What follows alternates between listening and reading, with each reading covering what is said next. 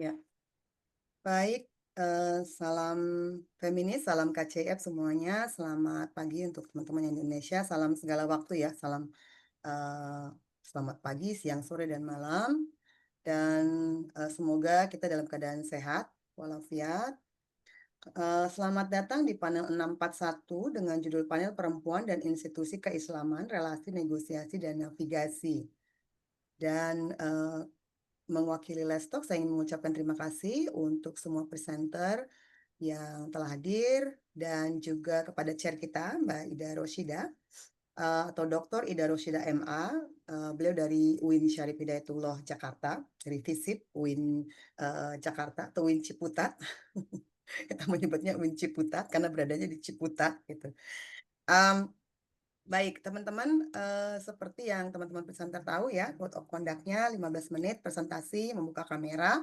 Nanti 3 menit sebelum 15 menit berakhir, Mbak Ida sebagai panel chair akan mengingatkan teman-teman verbal ya, secara verbal, tidak melalui chat, supaya teman-teman aware 3 menit lagi, lalu setelah 15 menit, teman-teman harus berhenti gitu ya. Jadi beberapa detik kemudian untuk wrap up dan menutup gitu supaya kita punya waktu tanya jawab ya lumayan panjang. Untuk teman-teman peserta yang akan bertanya silakan langsung raise hand aja, ada fitur raise hand di Zoom di paling bawah layar teman-teman, dan silakan ajukan pertanyaan atau sampaikan pertanyaan secara singkat dan padat dan ditujukan ke siapa gitu, ke presenter siapa. Karena kami mengencourage dan merekomendasikan kawan-kawan peserta buat nanya langsung di Zoom supaya bisa menjadi kandidat best participants. Ada 3 best participant yang akan kami pilih nantinya di akhir, di penutupan nanti akan ada pengumumannya untuk mendapatkan award. Best presenters juga gitu, kami punya 3 orang nanti yang akan kami pilih menjadi best presenter yang akan mendapatkan award, hadiah, dapat hadiah dan juga sertifikat sebagai best presenters gitu ya. Dan untuk teman-teman yang mungkin tidak ingin raise hand atau langsung ngomong di Zoom, itu bisa melalui fitur Q&A, ada di bawah ya, Q&A, bukan di chat ya, tapi di Q&A.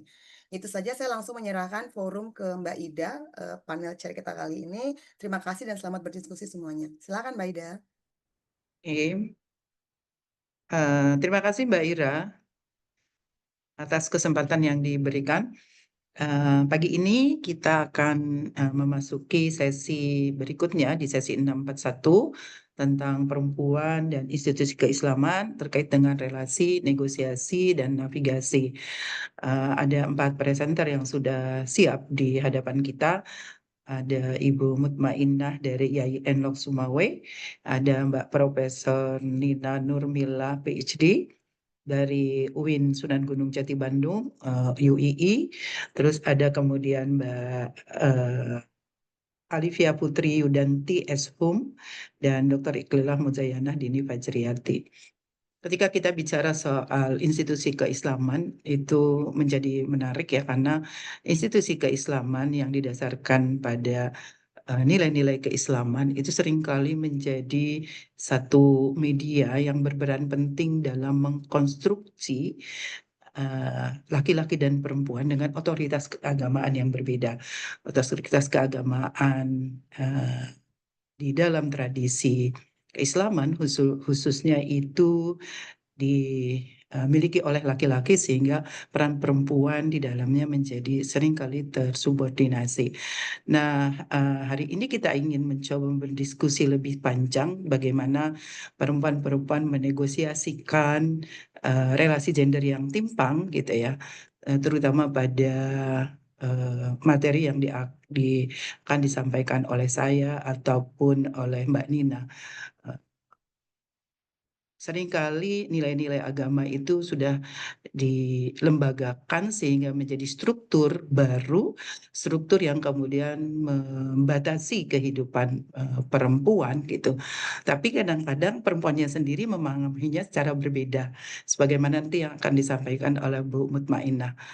Bagaimana misalnya jam malam itu justru dipahami melindungi, atau sebaliknya membatasi kehidupan perempuan. Begitu pula bagaimana struktur itu seringkali di framing, eh, terutama pada media ya. Itu nanti akan kita kaji pada tulisannya Mbak Olivia tentang sakralisasi nia di TikTok ketika femisida dibingkai narasi kesalehan. Jadi sesuatu yang sifatnya sebetulnya kekerasan kepada perempuan, tapi kemudian itu karena dibingkai kesalehan, maka substansi dari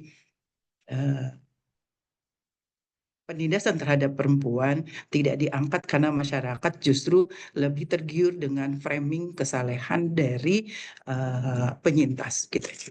Oke, untuk tidak terlalu lama saya akan memberikan kesempatan kepada Mbak Mutmainah sebagai presenter pertama untuk menyampaikan antara perlindungan dan pembatasan menakar kebebasan perempuan dalam kebijakan syariah di Aceh. Silakan, Mbak. Baik, terima kasih Mbak Ida sudah mempersilahkan. Apakah terdengar jelas suaranya? Dengar jelas. Oke, kita buka share screen dulu. Oke, nampak ya Bu, Pak?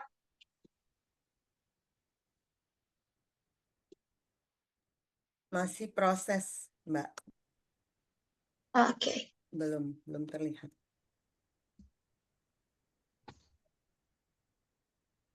Masih loading ya. Iya, nah sudah Mbak, silakan. Oke, terima kasih. Salam Om Swastiastu, Namo Buddhaya, salam kebajikan, salam bagi kita semua, salam feminisme. Assalamualaikum warahmatullahi wabarakatuh. Assalamualaikum warahmatullahi wabarakatuh. Baik, terima kasih Bu Ida. Saya izin memperkenalkan diri terlebih dahulu. Perkenalkan, nama saya Mutmainah. Saya merupakan mahasiswa dari UI Sultanah Narasia Lok Sumawe, yang dimana saya merupakan bagian dari Pusat Studi Gender dan Anak, yaitu PSGA, UI Sultanah Lok Sumawe. Nah, mungkin saya merupakan yang termuda, Bu ya, dari semua presenter di sini. Nah, jadi mungkin saya ingin adanya masukan dan saran untuk penelitian selanjutnya. Nah, pada hari ini saya mengambil materi yaitu tentang antara perlindungan dan pembatasan menakar kebebasan perempuan dalam kebijakan syariah Aceh. Oke, bentar.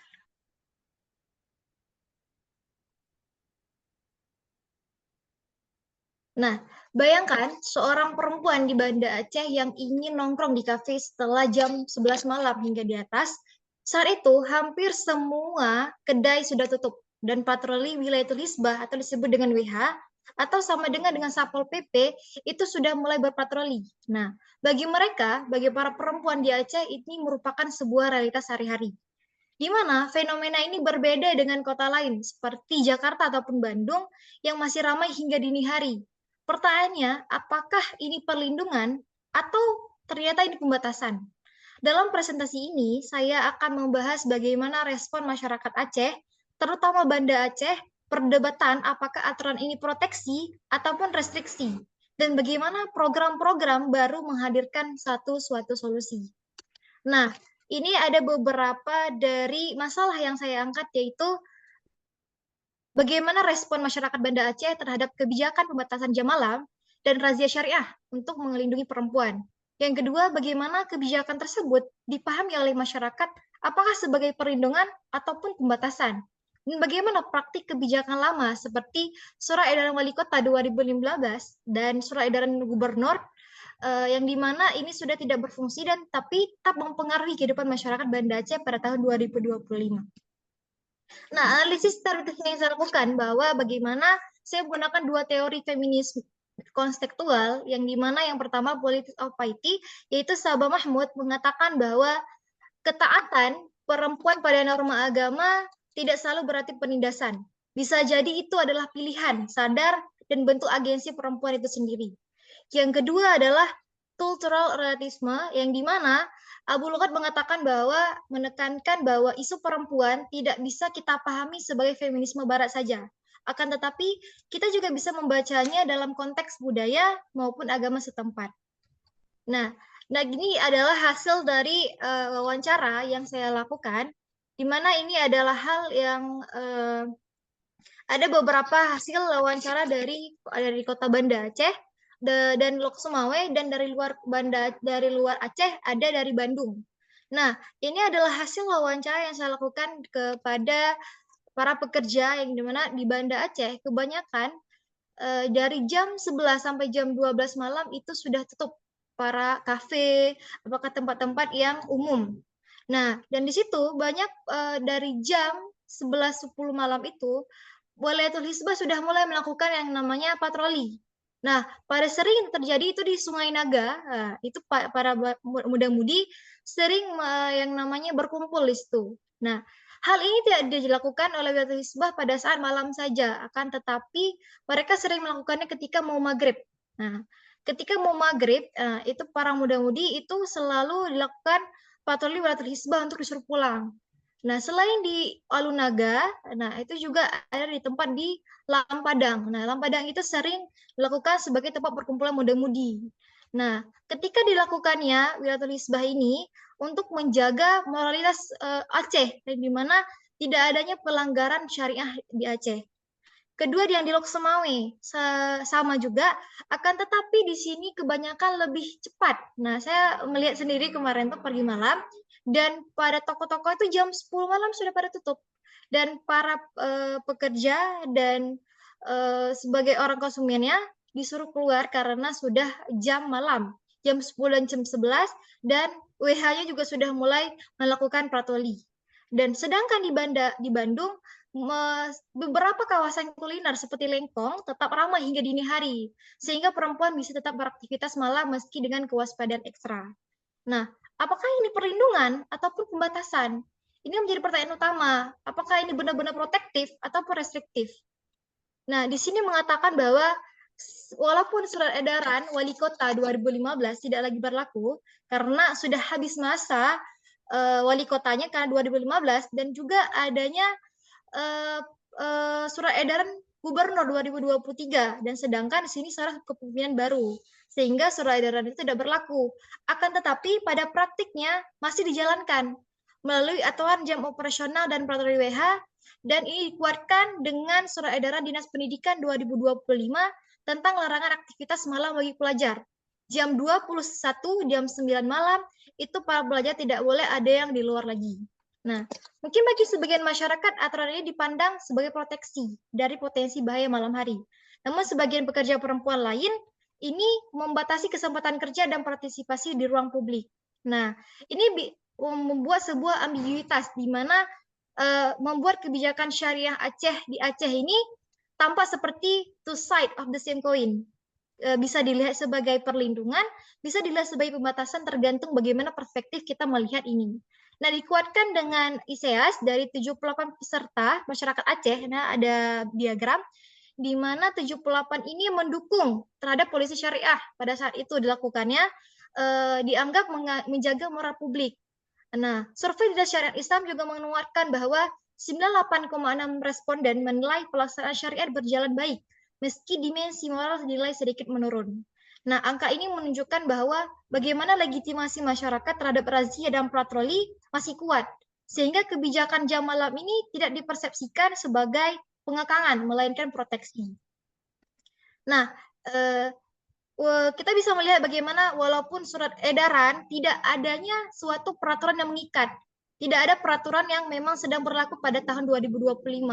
Tetapi surat edaran wali kota 2015 dan surat edaran gubernur tentang sistem operasional usaha itu masih tetap berjalan. Nah, dan masyarakat cenderung menerima sebagian bagian dari norma syariah.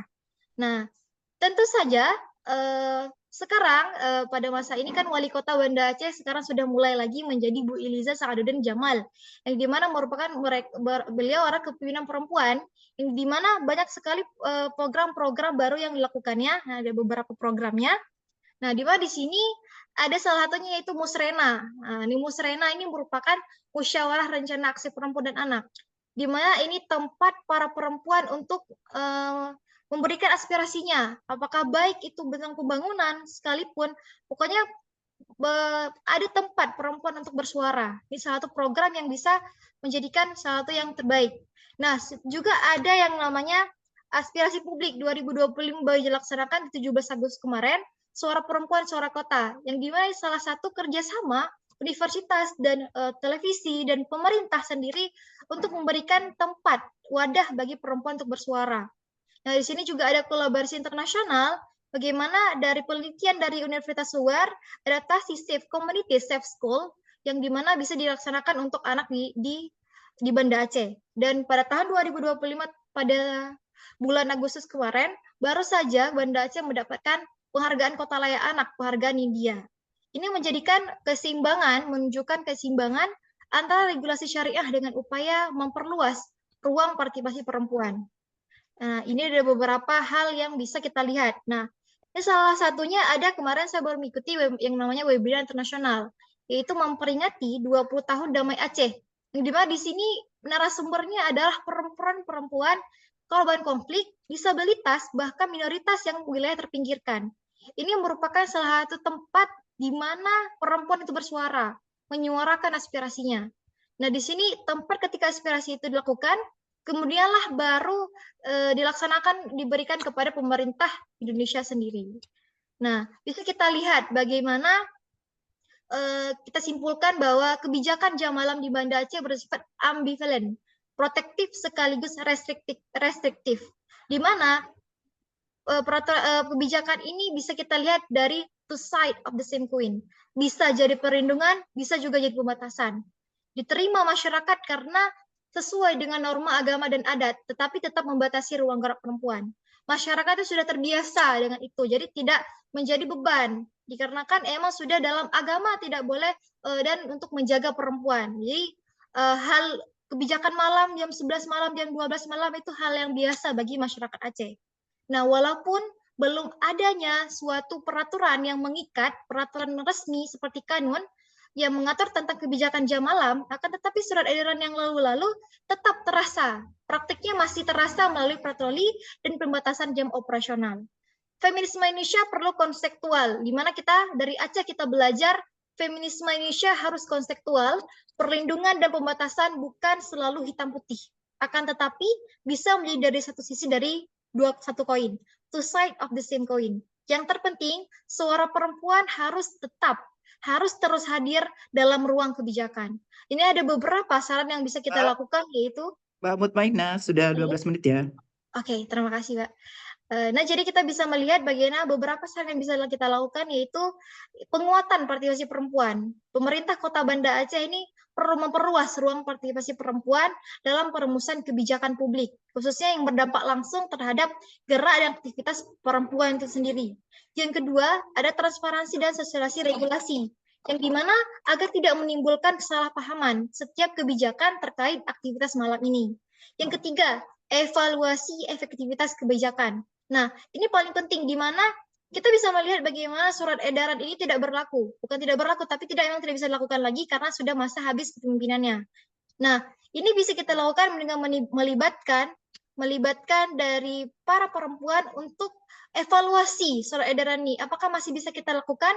Dan kita bisa membuat aturan yang baru seperti kanun, yang dimana dalam kanun itu tidak jelaskan dalam kebijakan jam malam.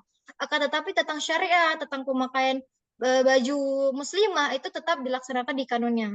Dan mungkin di kebijakan jam malam bisa kita tambahkan dalam kanunnya itu sendiri. Kemudian ada kolaborasi dengan multisektor seperti tadi. Kemudian ada pendekatan konseptual dalam gerakan feminisme. Aktivis feminisme di Indonesia perlu mengembangkan strategi advokasi yang konseptual dengan nilai lokal, sehingga lebih diterima masyarakat. Dengan cara ini, feminisme di Aceh tidak dipahami sebagai wacana asing, tapi sebagai bagian dari perjuangan bersama menjaga martabat dan keamanan perempuan. Mungkin sekian yang bisa saya sampaikan. Saya berikan kepada Mbak Indah. Terima kasih Mbak Mutmainah.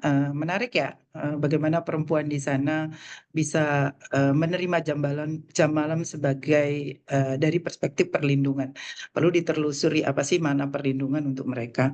Dan kalau kita pahami lebih jauh ya, bisa nggak sih kayak kebijakan jam malam itu dipandang sebagai apa ya, bentuk paternalisme negara yang justru membatasi dan mengurangi agensi perempuan terhadap tubuhnya ya. Dan mungkin juga bisa dilihat gimana sih dampak jam malam itu pada pendidikan, terutama dan kesehatan pada kalangan perempuan. Oke, saya tidak berpanjang kalam, silakan kita langsung kepada pembicara kedua, Profesor Nina Nurmila yang akan menyampaikan soal pengalaman kepemimpinan para rektor perempuan di perguruan tinggi keagamaan Islam negeri. Kita tahu bahwa jumlah rektor di Indonesia yang perempuan itu sangat sedikit. Apakah mereka naik gitu ya menjadi pimpinan menjadi rektor di UIN Jakarta, di UIN seluruh Indonesia ya, yang jumlahnya sangat sedikit itu karena kemampuan atau kapasitas mereka yang juga maskulin, atau memang ada sisi lain. Silakan Mbak Nina Nurmila. Terima kasih Mbak Ida. Bismillahirrahmanirrahim. Assalamualaikum warahmatullahi wabarakatuh. Assalamualaikum warahmatullahi wabarakatuh. Senang sekali bisa berjumpa dengan teman-teman sesama feminis ya. Hari ini saya ingin mempresentasikan hasil penelitian saya yang berjudul pengalaman kepemimpinan para rektor perempuan di perguruan tinggi keagamaan Islam atau dengan singkatan PTKIN ya. Nah, ini adalah outline presentasi saya, tapi saya mungkin akan skip literatur review kalau misalnya supaya waktunya lebih bisa 15 menit ya.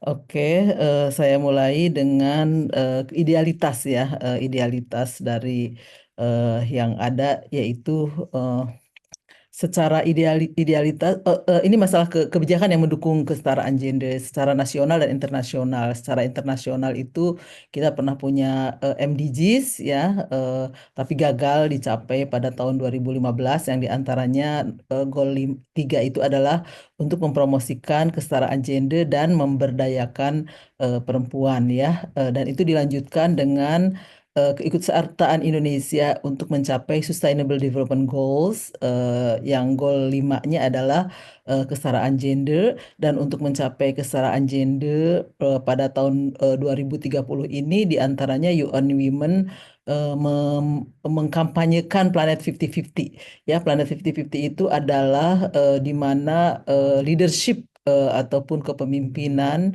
itu dibagi dua antara laki-laki dan perempuan, 50% laki-laki, 50% perempuan. Dan sebelumnya itu Indonesia sudah punya Inpres nomor 9 tahun 2000 ya, pada masa Gus Dur, tentang pengaruh utamaan gender yang mengamanatkan seluruh pejabat pusat dan daerah untuk mengintegrasikan pengaruh utamaan gender dalam setiap tahap pembangunan nasional ya, dari perencanaan, penganggaran, pelaksanaan, pemantauan, hingga evaluasi ya, untuk mewujudkan ya kesetaraan dan keadilan gender di seluruh aspek kehidupan.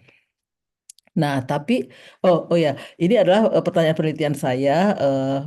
Presentasi ini ingin menjawab 3 hal tentang yang pertama, bagaimana proses para rektor perempuan ini mendapatkan posisinya, kemudian apakah ada perbedaan antara kepemimpinan laki-laki dan perempuan, serta rekomendasi apa yang disampaikan oleh para rektor perempuan ini untuk para calon rektor perempuan ke depan gitu ya.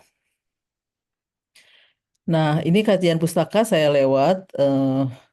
Metodologi penelitian ini menggunakan metodologi feminisme, di mana di antaranya bahwa penelitian ini bukan hanya tentang perempuan, melainkan untuk perempuan yang lainnya agar bisa belajar ya, ambil rekomendasi dan lesson learn untuk menyiapkan para perempuan menjadi calon-calon rektor, calon pemimpin ya. Saya mewawancarai 5 rektor perempuan, salah satunya sudah purna bakti, dan untuk triangulasi saya juga mewawancara para warek ataupun kompetitor ketika sedang seleksi rektor, para stafnya gitu ya. Nah, ini hasil penelitiannya untuk yang pertama yaitu tentang proses. Jadi untuk menjadi rektor atau ketua ya, ketua itu untuk STAIN gitu, Sekolah Tinggi Agama Islam Negeri. Ini adalah syarat-syaratnya. Syarat-syarat umumnya, saya harus PNS, berusia maksimal 60. Nah, yang paling banyak menghalangi perempuan itu yang nomor 4, memiliki pengalaman manajerial pada perguruan tinggi paling rendah sebagai ketua jurusan atau sebutan lainnya seperti ketua prodi, paling singkat 2 tahun. Karena biasanya kan ketua prodi sebagai jabatan terendah itu yang diberikan oleh rektor gitu atau oleh dekan gitu, dan itu biasanya kalau dekannya laki-laki, mereka lebih percaya laki-laki lebih bisa memimpin karena dia bebas dari, atau bisa saya asumsi bahwa laki-laki lebih bisa dan bebas dari tanggung jawab domestik gitu ya. Nah, sekarang itu adalah tadi syarat-syarat untuk menjadi rektor. Termasuk misalnya syarat khususnya itu kalau untuk UIN itu harus guru besar ya, untuk harus menjadi profesor. Nah, strategi apa yang digunakan oleh para rektor ketika ingin menjadi rektor? Nah, ini untuk rektor yang pertama. Jadi sengaja saya tidak menyebutkan lembaga juga nama rektornya karena memang sedikit ya rektor di Indonesia, sehingga takut teridentifikasi gitu ya, untuk menjaga anonimitas untuk ethical issue. Nah, rektor satu ini mengatakan kepada saya bahwa ketika masa seleksi itu dia menghubungi orang-orang penting baik lewat WhatsApp atau mendatangi langsung seperti Menteri Luar Negeri waktu itu Bu Retno, kemudian rektor-rektor sebelumnya, orang-orang penting di kampusnya. Jadi ini supaya dia minta doa, dukungan, dan juga supaya tidak kaget ketika dia terpilih menjadi rektor. Nah, tantangan yang dia hadapi adalah bahwa sebagai calon rektor perempuan pertama di universitasnya, ada yang melarang, menghalangi dia baik secara langsung ataupun tidak langsung. Misalnya ini berkas kurang nih, atau ini giliran HMI yang memimpin. Terus dia tuh perempuan, bagaimana dia mengurus keluarganya gitu ya. Jadi itu gender bias statement gitu yang untuk menghalangi perempuan untuk maju mencalonkan sebagai rektor, dan dia menghadapinya ya tetap saja dia teguh menjalankan lanjut mendaftar menjadi rektor ya. Kemudian pindah ke rektor yang lain. Ini rektor yang berbeda, tentang strateginya dia mendapat dukungan dari keluarganya ya, ibunya, suaminya, anak-anaknya, keluarga besar itu adalah menjadi pendukungnya. Nah, dia ini kan di luar Jawa ya. Nah, waktu seleksi itu kan sekitar 2020-an itu sedang COVID, sehingga kemudian seleksinya secara online, dan sinyalnya hilang timbul. Itu yang tantangan yang dihadapi, dan untuk menghadapi tantangan tersebut dia backup dengan beberapa device ya supaya tetap connected. Nah, ini penelitian ini dilakukan tahun lalu ya, jadi menterinya beda, bukan menteri yang sekarang ya. Kemudian selain itu, jadi dia merasa tidak ada tantangan tuh ketika dia menjadi rektor, terpilih dengan lancar. Justru tantangannya adalah setelah menjadi rektor, karena kebetulan dia memang bukan mengajar di institusi tersebut ya, sehingga kemudian ada resistensi di bawahnya. Jadi dia dianggap outsider.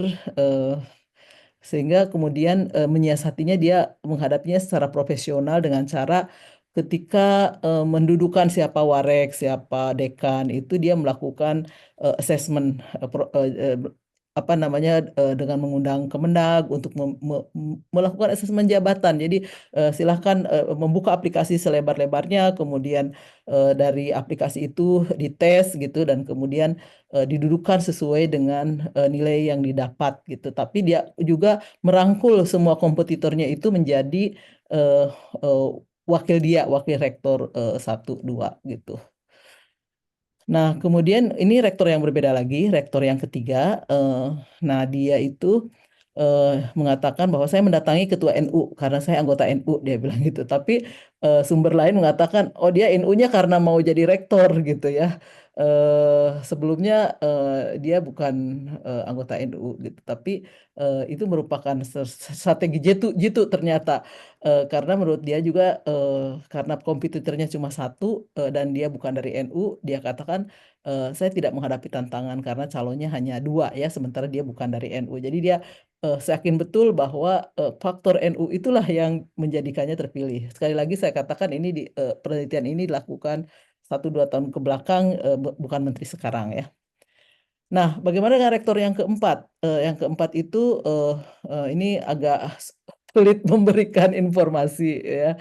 Dia memberikan informasi lewat WA aja gitu. Walaupun saya tuh datang gitu ya ke universitasnya dia gitu. Dia bilang katanya saya mengikuti proses yang ada. Ini kadang-kadang memang tertutup dan tantangan terbesar adalah mendraft program dan visi misi yang bagus, dia katakan begitu.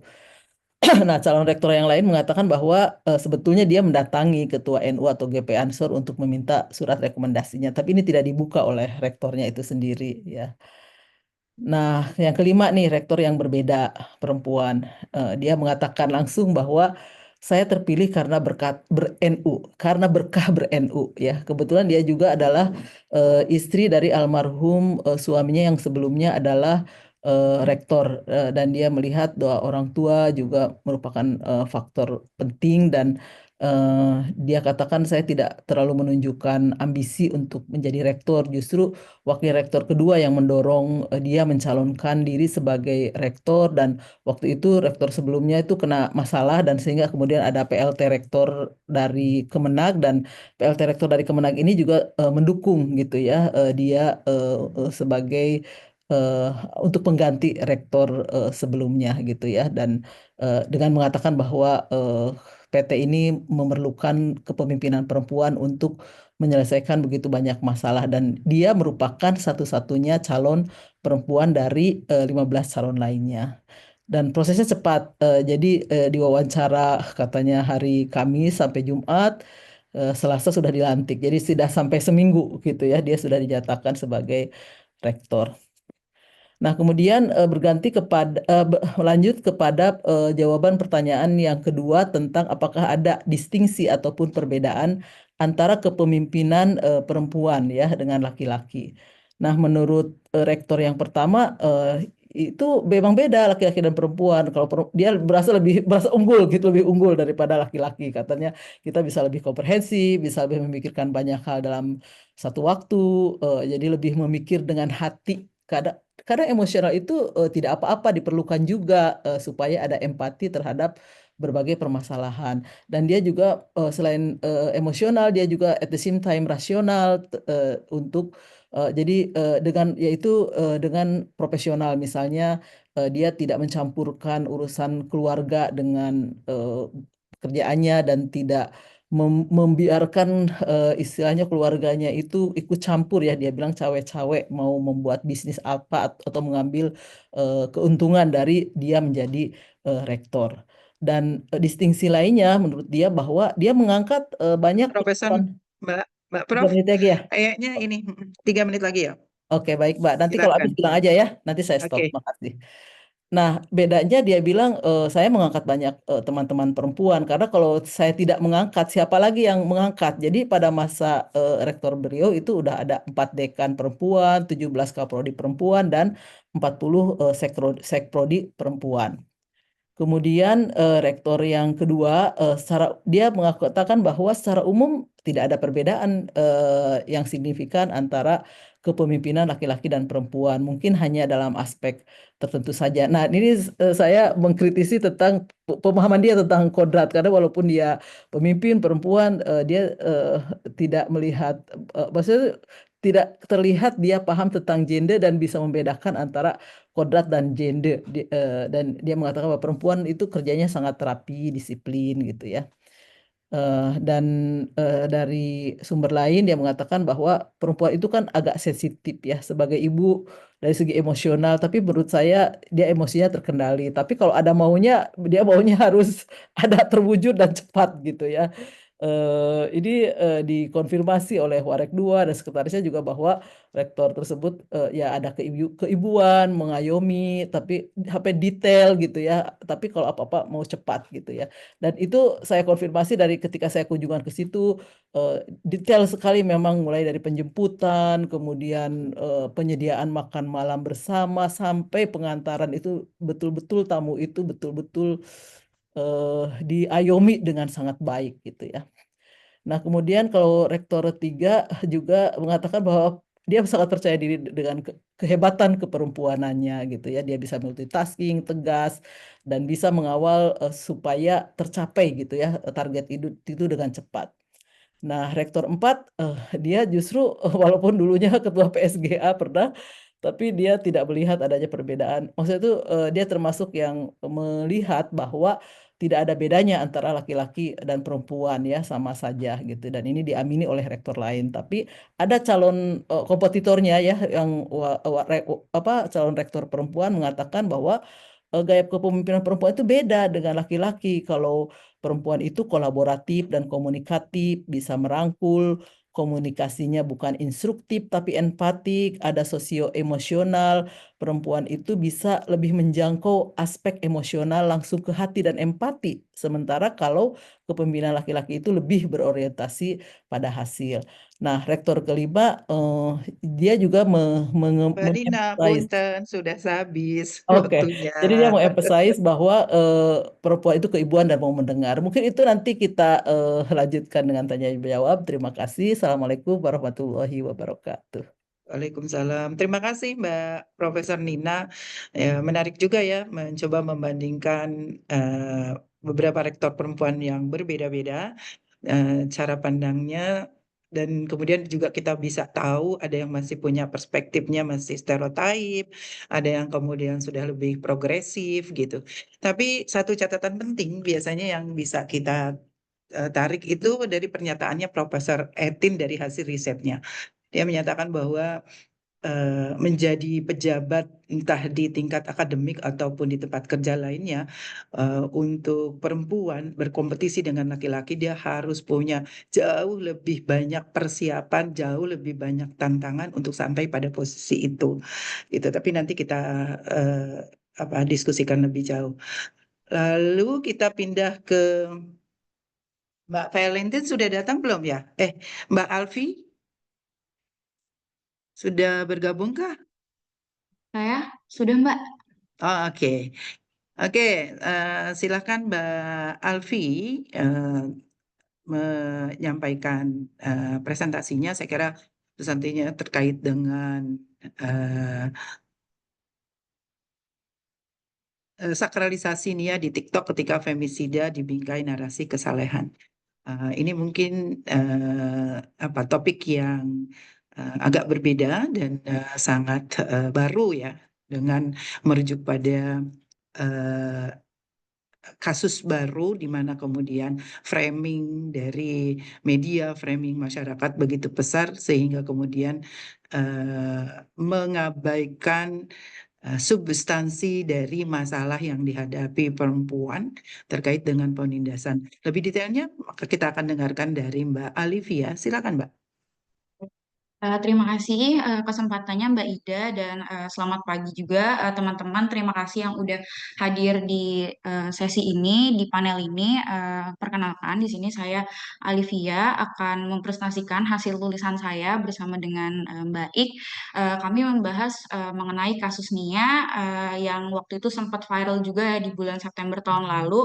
Tapi di sini kami tidak fokus di bagaimana cara mencari keadilannya gitu, tapi kita melihat gitu bahwa fenomena pasca kematian Nia ini menarik sekali gitu untuk diteliti gitu, karena framing-framing yang digunakan di media sosial ini cukup mengaburkan substansi awalnya gitu tentang kasus Nia. Mungkin teman-teman pernah ada gitu ya yang mendengar kasus Nia. Jadi mungkin untuk nge-recall lagi aku menjelaskan sedikit. Jadi Nia itu adalah perempuan penjual gorengan asal Padang Pariaman. Dan Nia ini kasusnya itu dimulai pada bulan September 2024 gitu ya. Jadi ketika Nia sedang menjual gorengan, itu Nia itu dibunuh, diperkosa gitu ya, bahkan diperkosa setelah dia dibunuh oleh Indra yang seorang residivis gitu. Dan mulai dari situ akhirnya Nia yang dikenal sebagai anak yang berbakti, kemudian Nia juga pencari nafkah di keluarganya gitu ya, turut membantu ekonomi keluarganya gitu, dan juga Nia itu berjualan untuk melanjutkan pendidikan gitu ke jenjang yang lebih tinggi, tapi pada akhirnya dia harus dibunuh gitu, dia diperkosa. Itu menunjukkan adanya femisida gitu. Nah, kenapa kasusnya ini dikatakan sebagai femisida gitu ya? Karena di sini ada relasi kuasa gitu dari si Indra yang menganggap kalau misalnya dia adalah seorang laki-laki yang punya kuasa lebih tinggi dibandingkan Nia, yang pada akhirnya dia berhak untuk mengkooptasi tubuh Nia, dia berhak untuk membunuh, dia berhak untuk memperkosa, dan itu yang dikatakan sebagai femisida gitu. Namun seperti yang tadi sudah saya bilang gitu, bahwa fenomena pasca kematian Nia ini yang digulirkan di media ini cukup menarik gitu dan cukup berbeda dibandingkan kasus femisida lainnya gitu, karena masyarakat di sekitar lingkungan Nia itu dia justru apa ya, membagikan narasi-narasi yang cukup apa namanya, mengeksploitasi gitu ya.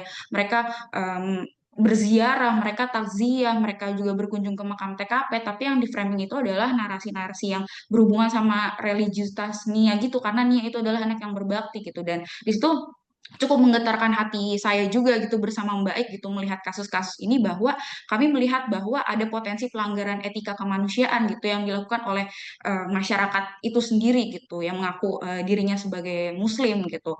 Dan apa namanya, sakralisasi situs-situs ini itu memperlihatkan juga gitu bahwa ada pola masyarakat yang patriarkal. Kenapa dibilang patriarkal? Karena mereka tidak berempati gitu. Karena femisida kan isu yang sensitif gitu, tapi mereka bisa mengubahnya menggunakan narasi agama yang seharusnya bisa eh, membantu fokus untuk memperjuangkan femisida itu sebagai bentuk kekerasan seksual gitu, tapi malah kemudian diubah jadi komoditas digital.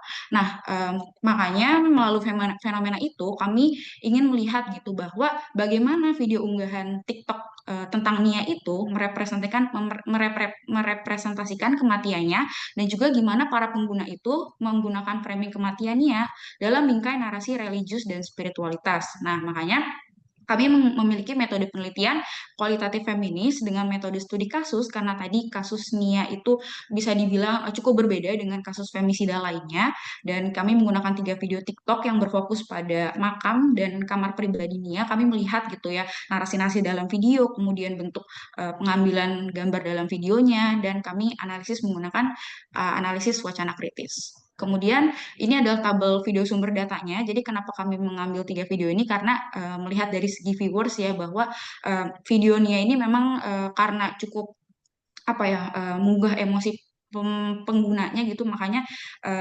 hampir berjuta-juta gitu orang yang melihat konten ini, dan konten ini yang cukup ramai juga, makanya kami memutuskan untuk memilih 3 video ini gitu.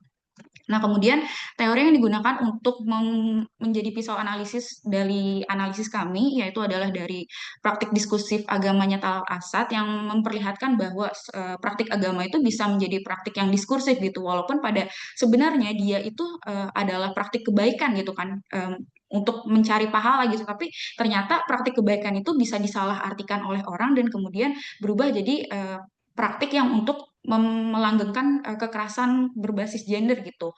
Dan kemudian yang kedua, kami juga menggunakan teori grievable frame oleh Judith Butler, yang menjelaskan bahwa ketika apa namanya, ketika seseorang dinarasikan sedemikian rupa, itu bisa menentukan apakah dia itu korban yang layak diratapi, ditangisi atau tidak, berdasarkan apa namanya, kriteria-kriteria yang mungkin dibentuk oleh masyarakat gitu. Kemudian masuk ke bagian analisis, yang pertama itu kami melihat dulu gitu bagaimana narasinya ini langgeng sekali gitu di TikTok ya. Jadi kalau berdasarkan literatur review, melihat penelitian gitu, bahwa TikTok ini punya keunggulan dibandingkan media sosial lainnya. Jadi TikTok ini kan memang salah satu media sosial yang sekarang itu dipakai di beragam kalangan masyarakat Indonesia gitu ya. Dan ketika melihat gitu hasil literatur review gitu ke literatur review ke bagian yang memang lebih advance gitu dibanding apa namanya, advance terkait teknologinya gitu, bahwa terlihat bahwa memang TikTok ini memiliki algoritma yang rekomendasinya itu sangat personal, dan memang lebih disukai oleh penggunanya konten-konten yang lebih mengedepankan narasi emosional tinggi gitu. Dan itu yang terjadi kami lihat di video-video Nia gitu. Jadi ketika search keyword Nia Kurniasari gitu ya, atau Nia Gorengan, itu video-videonya yang ditampilkan adalah fokus pada aspek emosional dan visualnya Nia gitu. Lagu-lagu yang apa namanya ditampilkan pun lagu-lagu yang menyedihkan gitu, kemudian memperlihatkan Nia dulu apa namanya, ketika masih hidup, masih berjualan gorengan, dan itu di framing sebagai Nia adalah sosok yang berbakti dan taat beribadah gitu. Namun untuk kasus kematiannya itu apa namanya, agak lebih minim gitu dibandingkan framing-framing seperti ini. Dan ini terus direproduksi gitu konten-konten seperti ini, bahkan ketika mereka pergi ke makam Nia, ke kamar Nia, itu pola-polanya tuh hampir mirip gitu, dan ini kita bisa melihat gitu, kita bisa membaca bagaimana cara masyarakat itu memandang femisida sebagai isu struktural yang justru diubah jadi framingnya hanya berbasis agama, dan juga bagaimana ketaatan seseorang terhadap agamanya itu sendiri gitu. Nah, ini adalah 3 video yang kami analisis. Jadi, yang pertama itu adalah video mengunjungi makam Nia ya di sini. Jadi, ini adalah Majelis Taklim Si Junjung. Jadi, sebenarnya nggak cuma Majelis Taklim ini doang, tapi ada banyak sekali orang yang berbondong-bondong gitu ya untuk ziarah ke makam Nia, bahkan sampai ada yang nyewa bis gitu. Jadi, lingkungan sekitar Nia itu sudah seperti menjadi tempat wisata gitu, alih-alih objek objek untuk sungkawa gitu kepada Nia gitu. Dan kami melihat bahwa praktik ziarah ini yang seharusnya digunakan untuk berefleksi, untuk mendoakan korban segala macam, ini terus direproduksi menjadi konten-konten viral dan banyak konten-konten serupa, dan narasi-narasi yang digunakan itu adalah fokus kepada sebagaimana ramainya makamnya Nia itu dikunjungin oleh orang banyak gitu. Dan kami membaca ini sebagai konsep yang dibilang oleh Asad sebagai praktik diskursif gitu. Jadi ziarah yang tadinya harusnya kita berbuat merenungi gitu apa yang terjadi pada korban gitu, kita menyesali apa yang terjadi pada dia, kemudian berubah gitu jadi praktik diskursif juga nih praktik ziarah ini. Dan framing-framing yang digunakan seperti amal soleh, kemudian seberapa banyak orang yang datang ke makamnya Nia itu berpotensi menimbulkan framing bahwa korban seperti Nia inilah yang pantas diratapi gitu, karena dia berbakti menurut orang-orang, yang karena dia berbakti, karena dia taat agama, itu berpotensi menimbulkan mana yang korban, bahwa Nia itu layak diratapi, adalah korban yang layak diratapi. Kemudian yang kedua itu adalah pelanggaran ruang private yang terjadi pada kamar Nia gitu ya, bahwa kamar Nia ini kami melihat sudah seperti museumisasi gitu, barang-barangnya dipajang, barang-barangnya boleh disentuh dengan secara bebas gitu. Bahkan ketika kita berefleksi gitu ya teman-teman, bahwa ketika kita berkunjung ke museum saja itu ada larangan bahwa barang ini nggak boleh disentuh gitu. Tapi berbeda dengan kamar Nia itu seperti bebas untuk disentuh-sentuh gitu, bahwa kami melihat bahwa bentuk mereka berkunjung ke kamar Nia, ke rumahnya ini kan adalah sebenarnya bentuk takziah gitu ya, yang harusnya berbelasungkawa, mendoakan korban gitu. Namun pada akhirnya praktik-praktik ini justru membuat ruang privasi Nia itu jadi terpinggirkan gitu, bahwa ruang kamar Nia yang harusnya dijaga dengan baik gitu justru diperlihatkan secara publik, barang-barang dia bebas disentuh-sentuh gitu, dan ini memperlihatkan bahwa takziah itu bisa bertransformasi juga jadi praktik agama yang diskursif gitu, bahwa dan atribut religiusnya yang diperlihatkan di video ini juga bisa menunjukkan bahwa Nia itu taat agama ya, dia itu rajin sholat, rajin mengaji, rajin belajar agama, dan itu mengukuhkan bahwa melalui atribut religiusnya Nia itu adalah korban yang pantas untuk diratapi gitu. Kemudian yang terakhir itu adalah framing bidadari surga ini. Jadi seperti yang kita tahu ya teman-teman, bahwa framing bidadari surga di masyarakat patriarkal ini memang masih sangat misoginis ya, masih sangat merendahkan perempuan gitu, karena bidadari surga ini nanti di akhirat itu menurut tafsir-tafsir normatif itu adalah sosok yang nanti akan melayani laki-laki gitu ketika mereka berada di surga. Jadi bayangkan saja ya teman-teman, Nia ini adalah korban femisida gitu, ketika dia di dunia ini sudah menjadi korban, kemudian ketika ada framing bidadari surga, di surga pun dia akan kembali direproduksi menjadi korban gitu, untuk memenuhi bayangan-bayangan para masyarakat patriarki ini yang mereka mengiming-imingkan bidadari surga gitu di akhirat nanti gitu. Kemudian dengan adanya framing bidadari surga ini, melihat Nia itu adalah sosok yang cantik juga, kemudian dia taat beragama, ini masyarakat membentuk framing Nia itu adalah sebagai sosok bidadari surga, sehingga dia itu pada akhirnya adalah korban yang pantas juga untuk diratapi gitu. Itu adalah bagian dari bagaimana agama itu bisa membuat framing-framing korban itu dia layak diratapi atau tidak. Nah, kemudian kesimpulannya dari hasil analisis kami itu memperlihatkan gitu ya, bahwa media itu juga bisa membentuk narasi yang mengaburkan femisida sebagai Mbak, 3 kejahatan menit yang lagi ya, Mbak. Oke, Mbak makasih Mbak. Alivia. Ya. Ya, terima kasih Mbak. Nah, justru narasi-narasi ini mengaburkan gitu ya bahwa Nia ini adalah korban femisida gitu. Justru yang diangkat itu adalah narasi-narasi kesolehannya. Lalu dari hal ini kita jadi berefleksi gitu. Lalu bagaimana gitu dengan korban-korban femisida lainnya yang mungkin kurang dikenal gitu, kurang dikenal dari segi ketaatan agamanya gitu, kurang dikenal dari segi kebaikannya. Apakah mereka juga tidak pantas gitu untuk diratapi? Apakah mereka juga tidak pantas untuk diberi keadilan gitu ya? Jadi dari hal-hal itu kami pun jadi berefleksi dan juga semoga dari hasil pemaparan saya ini juga teman-teman juga jadi ikut berefleksi juga gitu terkait kasusnya ini karena seharusnya kematian korban femisida itu adalah alarm sosial yang mengguncang kita gitu sebagai perempuan-perempuan sebagai orang-orang yang masih hidup gitu untuk memunculkan kesadaran kolektif bahwa ini masih perlu untuk di apa namanya di eh, naikkan narasinya yang secara substantif gitu. Jadi nggak menggeser konteks femisida itu secara akar persoalan gitu. Jadi ini adalah kekerasan berbasis gender yang seharusnya kita perjuangkan hingga saat ini. Terima kasih. Oke, terima kasih Mbak Alivia Putri. Ya, menarik sekali ya bagaimana framing itu sebetulnya menyesatkan bagi masyarakat, apalagi mereka menggunakan bahasa-bahasa agama dan itu menjadi sesuatu yang justru dilembagakan ya. Nah, problemnya mungkin ada nggak ya netizen-netizen yang kemudian secara kritis yang memandang berbeda gitu. Karena saya kira itu menjadi tantangan yang penting di masa depan ketika konstruksi sosial, ketika framing itu kemudian mengabaikan penderita ataupun korban gitu. Nah, perlu ada eh, framing baru atau respon kritis gitu ya sebagai penyeimbangnya. Oke, ini yang terakhir ya. Saya akan menyampaikan eh, materi tentang otoritas keagamaan ulam perempuan dalam dakwah melalui platform digital studi kasus komunitas Nawaning Nusantara. Sebetulnya ini eh, hasil dari eh, riset awal yang dilakukan oleh Mbak Lili Awanda Faidatin yang dalam prosesnya sering berkomunikasi dengan saya, tapi pada hari ini beliau sakit sehingga tidak bisa hadir. Oke.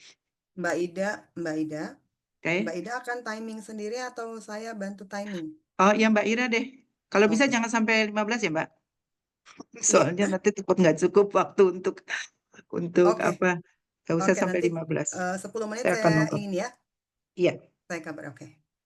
Oke. Saya akan share.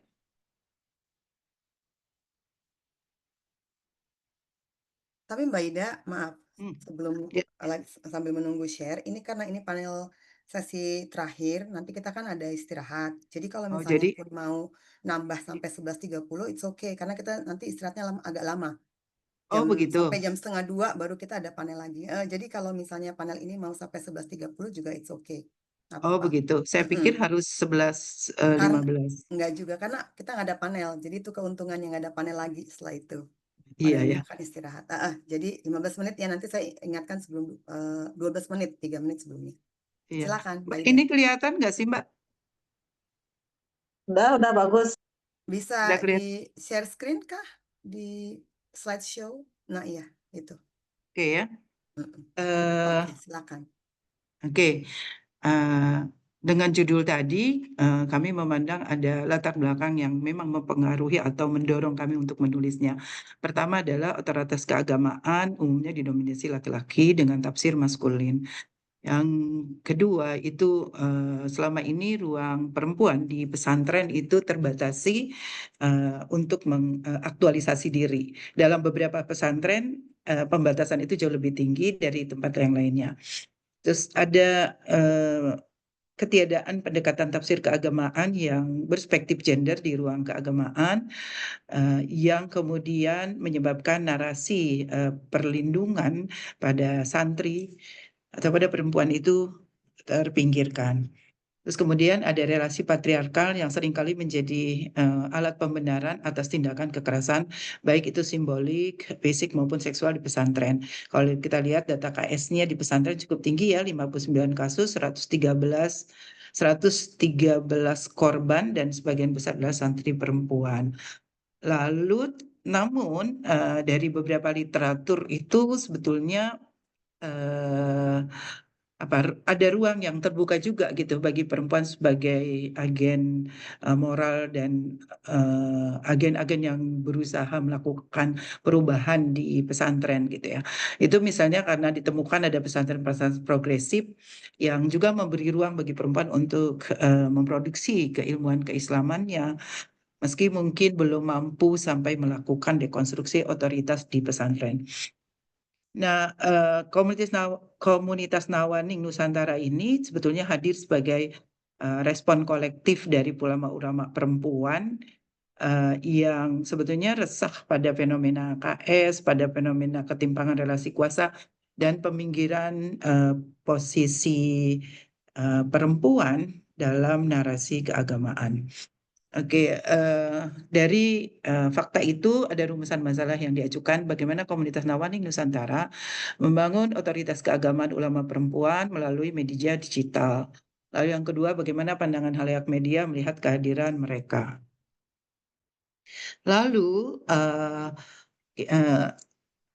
akan dipaparkan sekilas Nawaning Nusantara.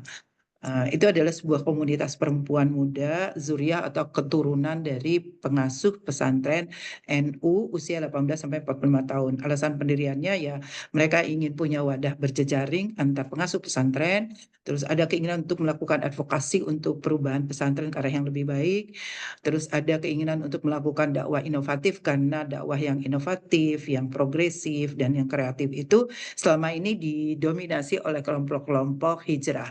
Jadi mereka ingin menjadikan satu organisasi yang kemudian punya sasaran untuk bagaimana memanfaatkan media digital itu semaksimal mungkin. Lalu respon pada dakwah yang dilakukan tanpa otoritas keagamaan. Jadi mereka melihat bahwa banyak dakwah-dakwah di medsos itu sebetulnya dibawakan oleh orang yang memiliki otoritas keagamaan yang belum mumpuni. Nah, metode penelitiannya kualitatif, ada wawancara mendalam terhadap pengurus Nawaning Nusantara ini yang ada di tingkat pusat dan di cabang. Terus kemudian ada konten analisis terhadap 8 video dan Instagram. Namun sebelumnya kami ingin memberitahukan bahwa tentu saja riset dari Mbak Lili masih riset awal ya, belum sampai pada penyelesaiannya karena ini merupakan riset yang diorientasikan untuk pembuatan tesis. Nah, ada beberapa teori yang ingin kita jadikan sebagai alat untuk analisis. Pertama adalah gitu, otoritas perempuan. Kalau kita lihat dari Sabah Mahmud ya, hasil dari risetnya pada perempuan Muslim di Mesir misalnya, otoritas perempuan itu lahir melalui urgensi religius dalam ruang patriarkal. Jadi kalau dilihat dalam konteksnya Nawaning Nusantara ini, otoritas yang mereka kembangkan itu lahir dari ruang keagamaan yang kemudian atau pesantren yang memang sangat patriarkis, yang dalam banyak hal itu kemudian di era-era sekarang kita dengar banyak para pengasuh santri laki-laki itu melakukan kekerasan seksual kepada perempuan. Nah, karena itu mereka ingin memiliki cara pandang dan tafsir baru atau tafsir ulang terhadap praktek Islam yang justru selama ini tidak atau melegitimasi kesenjangan tersebut, melegitimasi kekerasan seksual. Kemudian juga kami mencoba melihatnya dari Aminah Wadud bahwa otoritas keagamaan perempuan itu hadir berdasarkan karena tafsir egaliter yang memang menjunjung keadilan, kesetaraan, dan penghormatan pada martabat manusia. Lalu di sisi teori kami juga coba melihat dan menganalisisnya dari sisi Bourdieu. Menurut Bourdieu, otoritas apapun termasuk otoritas keagamaan itu bisa muncul karena adanya beberapa modal yang dimiliki oleh individu-individu di dalamnya. Jadi ada modal simbolik, kalau dalam Nawaning ini adalah ada karisma yang mereka miliki sebagai anak-anak dari pengasuh pondok pesantren. Terus ada modal kultural karena mereka rata-rata sekolahnya tinggi-tinggi, punya ilmu agama. Samping itu juga mereka berdasar pada profesi yang sangat beragam. Ada kemudian psikolog, ada ahli hukum dan yang lain-lain. Terus ada modal sosial, yaitu jaringan santri dan jamaah yang cukup besar yang mereka miliki. Lalu bagaimana sebetulnya mereka membangun otoritas keagamaan perempuan di ruang medsos itu? Yang pertama, mereka melakukannya melalui yang disebut ngaji transformatif. Jadi ngaji ini adalah bagaimana kemudian mereka memberikan pesan-pesan moral melalui dakwah digital yang pesan moralnya agak berbeda dari pesan-pesan moral kelompok konvensional. Jadi tentang keadilan gender, relasi kuasa, kekerasan seksual, tapi tentu saja dengan pendekatan tafsir yang lebih setara dan adil gender. Di sini kita lihat misalnya di Instagram yang kita sempat amati, misalnya mereka punya pesan tentang apa kaitannya relasi kuasa dengan kekerasan seksual. Sebelumnya mereka punya khusus pertanyaan apa itu relasi kuasa. Namun setelah itu beberapa hari kemudian atau minggu kemudian diupload apa kaitannya relasi kuasa dengan kekerasan seksual, sehingga diharapkan kemudian para pembaca di Instagram gitu bisa memiliki wawasan pengetahuan yang lebih baik tentang gender. Lalu juga di Nawaning ini punya kajian tentang sebetulnya ngajiannya arahnya kepada sharing session ya, tapi sebelum sharing session itu ada ngaji kitab, ada zikir rutin gitu, untuk memperkuat atau untuk membuat ciri khas bahwa pengajian mereka itu tidak hanya langsung kepada sharing session, tetapi juga tradisi-tradisi pesantren itu tetap dipelihara. Di sharing session itu ada macam-macam, ada tentang edukasi politik, ada pendidikan, ada hukum, dan lain-lain ya. Tetapi salah satu kelemahannya saya kira mungkin dalam beberapa sisi perspektif gendernya masih belum kuat gitu. Misalnya masih ada tema tentang bagaimana menyeimbangkan antara kerja domestik, kerja profesi gitu, kerja sosial yang dimiliki oleh perempuan gitu. Itu saya kira bagian dari kita menjadi stereotip ya ketika membicarakan hal itu. Terus edukasi pesantren bebas KS, misalnya edukasi pesantren bebas kekerasan seksual itu ditunjukkan dengan ada satu program yang mereka sebut Tarbiyah Jinsiyah, yang itu mereka sosialisasikan ke masyarakat, di masyarakat santri ya. Nah, Tarbiyah Jinsiyah ini isinya tentang bagaimana menanamkan nilai-nilai kesadaran tubuh, bahwa tubuh perempuan itu sakral, tubuh itu tidak berhak orang menyentuhnya, gitu, melecehkannya, gitu. Apalagi tanpa persetujuan. Terus ada bagaimana membangun relasi yang sehat antara laki dan perempuan, antara kiai dengan santri dan lain-lain. Dan tentu saja bagaimana memberikan pedoman tentang perlindungan dari kekerasan sejak dini. Lalu mereka juga punya workshop tentang penggerak pesantren bebas kekerasan seksual. Jadi rupanya yang lebih banyak itu sasarannya bagaimana menjadikan pesantren itu aman, nyaman, dan bebas dari kekerasan seksual. Itu target utamanya. Jadi seminar terkait kekerasan seksual juga banyak dilakukan, tidak hanya di tingkat pusat tetapi juga di tingkat cabang-cabang, tingkat wilayah di daerah. Terus mereka juga memperkuat UHA dan mendesain program melalui Halaqoh Nasional. Di Halaqoh Nasional ini mereka membicarakan tentang bagaimana mereka memikirkan kembali ayat-ayat hadis yang bias gender dan kemudian mereformulasi yang kepada makna-makna dan pemahaman yang lebih setara dan adil gender. Lalu mereka juga membangun jejaring tidak hanya dengan dengan organisasi-organisasi keagamaan seperti NU, tapi juga dengan pihak-pihak dari luar NU, misalnya dengan MPR, terus kemudian dengan Bawaslu gitu, dan lain-lain. Nah, lalu mencoba menjawab pertanyaan kedua, respon halayak terhadap konten Nawang Nusantara itu seperti apa sih gitu. Nah, kalau kita lihat gitu beda sekali ya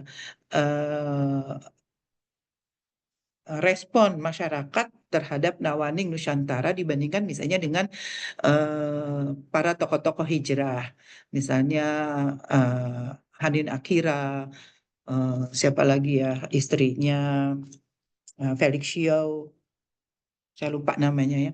Nah itu mereka responnya itu sudah ratusan ribu, udah ada yang 600.000, 400.000 gitu. Bahkan kalau mereka tampil bersama suami itu udah di atas jutaan gitu. Nah tetapi di Nawaning Nusantara meski ini sudah dimulai mereka ngepost sejak tahun 2022 gitu, post-postnya masih followersnya masih cukup kecil ya, 15.000, masih 15.000 mau 16.000-an gitu. Nah, itu menunjukkan bahwa Nawaning itu mungkin tidak secepat kalangan hijrah gitu ya untuk bisa menarik followers dan subscribers gitu ya. 3 menit lagi ya Mbak Ida. Oke. Nah, respon masyarakat gimana nih terhadap pesan-pesan moral yang disampaikan oleh Nawaning Nusantara. Jadi dari channel dari 18 video Nawaning Nusantara yang kita telusuri gitu ya, itu hanya ada 5 komentar video yang semuanya bersifat progresif. Sementara yang lainnya itu ada yang netral, ada yang tapi resistensi belum nampak nampaknya. Karena mungkin kebanyakan dari mereka adalah followers juga santri dan mereka-mereka yang dekat dengan pengurus Nawaning sendiri gitu. Begitu juga di Instagram. Nah, pertanyaannya mengapa respon hayat terhadap video dan Instagram yang disajikan Nawaning itu tidak mendapatkan banyak respon dari masyarakat. Tapi ini juga menjadi tantangan buat Nawaning sendiri. Pertama, banyak terkesan akademis dan elitis ya, karena bahasa-bahasa yang digunakan. Yang kedua, isunya sensitif bagi kebanyakan masyarakat pesantren, karena ini dianggap menjadi ancaman untuk kemudian tradisi atau infiltrasi ide sekuler. Lalu sebenarnya jadi lebih eksklusif karena menyasar perempuan ya. Dari beberapa video yang kita tonton, dari beberapa Instagram yang kita lihat ya, kita lihat itu ya kebanyakan adalah semuanya perempuan ketika hadir dalam kegiatan-kegiatan Nawaning Nusantara. Saya ingin menutupnya dengan satu kutipan yang sangat baik dari Nawaning Nusantara. Kami perempuan pesantren tak membawa senjata, tapi kami memiliki alat yang lebih tajam, ilmu, keberanian, dan empati. Kami menyadari melindungi tubuh dan martabat manusia adalah bagian dari jihad, bahwa menolak kekerasan adalah bentuk cinta kepada makhluk Allah dan bukti kesetiaan pada ajaran Nabi yang menjunjung kehormatan perempuan dan seluruh manusia. Oke, terima kasih Mbak Ira. Sampai di sini Ya, masih penyampaian ada materi. 1 menit lagi sebenarnya tapi sudah Oh, ya. tepat waktu. Untuk Terima kasih kesimpulannya Mbak Ida. atau mau langsung aja ya? Iya, tadi kesimpulannya Nawaning Nusantara itu menjadi satu organisasi baru di bawah yang mereka bilang berafiliasi pada NU untuk melakukan gebrakan-gebrakan dan upaya-upaya perombakan pada sistem dan pada cara berpikir kelompok pesantren atau komunitas pesantren yang selama ini dari cara berpikirnya terhadap dari cara terutama dalam penafsirannya terhadap agama Islam itu ya cenderung merugikan perempuan. Oke, saya ingin melanjutkannya pada di sini sudah ada pertanyaan ya dari beberapa orang di Q&A-nya. Oke, ada pertanyaan dari Mbak Iklilah yang pertama ini yang ditujukan pada Mbak Mutmainah. Oke, saya bacakan. Menarik elaborasi yang disampaikan Mbak Mutmainah. Bagaimana sebagian perempuan Aceh melihat jam malam sebagai kesetaraan protektif. Nah, diskusi yang ingin saya sampaikan adalah Apakah Mbak Mutmainnah sudah mengamati pemberlakuan jam malam di Aceh tersebut terhadap kesetaraan substantif perempuan dalam berbagai aspek kehidupan perempuan? Mengingat SIDO menyarankan seluruh negara yang meratifikasi untuk menggunakan prinsip kesetaraan substantif sebagai indikator pencapaian kesetaraan dan keadilan gender, terutama pada perempuan. Terima kasih. Silakan Mbak dijawab. Mohon pendek saja ya Mbak, karena waktunya juga. Oke, silakan. Terima kasih Mbak It sudah menanyakan tentang ini. Nah, seharusnya sudah mengerti pemberlakuan jam malam di Aceh tersebut terhadap kesetaraan substantif perempuan. Nah, di sini kita bisa melihat bagaimana kebijakan jam malam di Aceh itu menghadirkan dilema dua, normatif dan empiris. Secara normatif, memang ada aturan dimaksudkan untuk memberikan proteksi terhadap perempuan dari risiko kekerasan malam hari. Akan tetapi, secara empiris kita bisa melihat bagaimana kebijakan tersebut justru berimplikasi pada pembatasan akses ekonomi dan ruang publik bagi perempuan, sehingga tidak mudah memenuhi prinsip substantif equality yang menekankan pada kesetaraan hasil, bukan sekadar kesetaraan formal. Nah, oleh karena itu yang lebih penting di sini bahwa bagaimana kebijakan protektif ini dilengkapi dengan mekanisme afirmatif. Nah, tadi yang adanya musrena. Di situ tempat partisipasi perempuan bisa melakukan aspirasinya. Di situ bisa mengatakan apa yang dilakukan untuk para perempuan. Juga fasilitas transportasi yang aman untuk para perempuan ketika jam malam itu berlangsung. Serta desain kebijakan kerja yang adaptif dan gender. Dengan pendekatan tersebut, proteksi syariah ini tidak hanya menjadi kontrol sosial, akan tetapi sejalan dengan kerangka gender justice yang memastikan perempuan memperoleh manfaat setara dalam kehidupan sehari-hari. Jadi dengan kata lain, proteksi baru akan bermakna substantif ketika ia memperluas, bukan mempersempit ruang perempuan untuk hidup setara. Ini sesuai dengan tadi ya Mbak Maulida ya. Sekalian Mbak Ida ya menjawabnya. Oke, ya silakan. Tadi kan kata Mbak Maulida setuju banget ya sama pendapat kakak bahwa ketika melihat aturan itu bukan dari satu sisi saja. Tetapi pembatasan jam malam di Banda Aceh nggak terlalu berlaku sih kak menurut aku. Oke benar. Terus karena kakak Maulida menanyakan tentang pendapat saya sendiri ya. Tadi beda karena pendapat saya sendiri sebagai orang Aceh, saya tidak merasa terbatasi dengan peraturan ini. Malah merasakan secara luas bahwa bagaimana ini sebagai proteksi, bukan malah menjadi bagian dari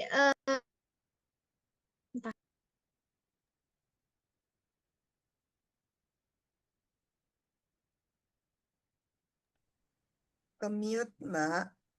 Ke-mute, Mbak.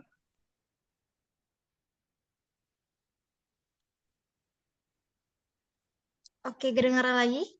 Ya, kedengaran. Oke, terima kasih. Seperti Mbak Maulida katakan tadi, aturan jam malam di Aceh itu lebih bersifat simbolik dan normatif. Artinya memang ada surat edaran dan peraturan gubernur, tapi implementasinya fleksibel sesuai konteks sosial. Jadi memang walaupun udah ada di kertas terlihat sebagai pembatasan, dalam praktik masyarakat sering menafsirkannya sebagai aturan moral, bukan larangan keras. Nah, jadi kayak Mbak Maulida bilang tadi, kami tidak merasa terbatasi, apalagi memang ada sampai jam malam sampai jam 1 ya. Nah, ini biasanya dilakukannya jam operasional usaha tutup ini sebagai tempat-tempat seperti mall, tempat terbuka, tempat seperti restoran. Nah, hal-hal yang seperti itu. Kecuali yang pernah kita lihat kedai kopi tradisional. Nah, kalau kedai kopi tradisional itu bukanya sampai dini hari dan kebanyakan itu laki-laki ya, yang akses di dalamnya. Dan kemudian kita bisa melihat bagaimana dalam perspektif feminisme konseptual, ini memperlihatkan bahwa perempuan itu punya ruang negosiasi. Nah, jadi tidak hanya mengekang, bukan pembatasan, tapi ini sebuah perlindungan, di mana tetap bekerja sampai larut malam tanpa merasa diawasi berlebihan, selama aktivitasnya dianggap wajar oleh masyarakat. Nah, tadi kan ada patroli WH nih, di tempat-tempat yang sepi. Ini aslinya buat melihat apakah melihat bagaimana tidak adanya yang namanya tidak adanya syariah yang dilanggar, seperti berduaan yang melakukan zina yang sebagainya. Ini berbeda dengan gambaran media luar yang sering melihat bagaimana terlalu menekankan Aceh ketat membatasi perempuan. Padahal tidak, ini seperti perlindungan, bagaimana tidak pembatasan dan perlindungan, tapi sangat ditemukan oleh pengalaman personal dan konteks sosial. Jadi mungkin sebagian perempuan mungkin merasa terbatasi, akan tetapi sebagian lain seperti pengalaman Kak Maulida dan pengalaman saya sendiri merasa tidak ada hambatan berarti. Jadi saya sendiri melihat aturan ini lebih fleksibel di praktiknya. Banyak ruang publik di Banda Aceh tetap aktif sampai malam, dan saya pribadi tidak merasa terlalu terbatasi. Nah, justru yang terasa adalah penguasa simbolik, bahwa ada norma syariah yang harus dihormati. Jadi pengalaman perempuan Aceh beragam. Jadi ada yang merasa dibatasi, ada juga yang justru tidak terganggu sama sekali.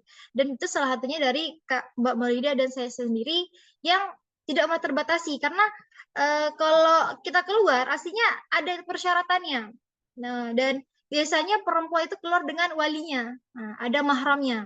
Nah, ketika di mahramnya tidak mengapa. Saya akan jelaskan bahwa keluar dengan mahramnya tidak mengapa. Aslinya patroli WH ini lakukan untuk penegakan syariahnya sendiri. Jadi tidak ada kayak yang tadi Mbak Maulida bilang, adanya orang-orang yang melakukan yang pelanggaran syariah di tempat-tempat yang sepi. Nah, itu untuk memproteksi hal-hal yang seperti itu. Mungkin seperti itu. Terima kasih.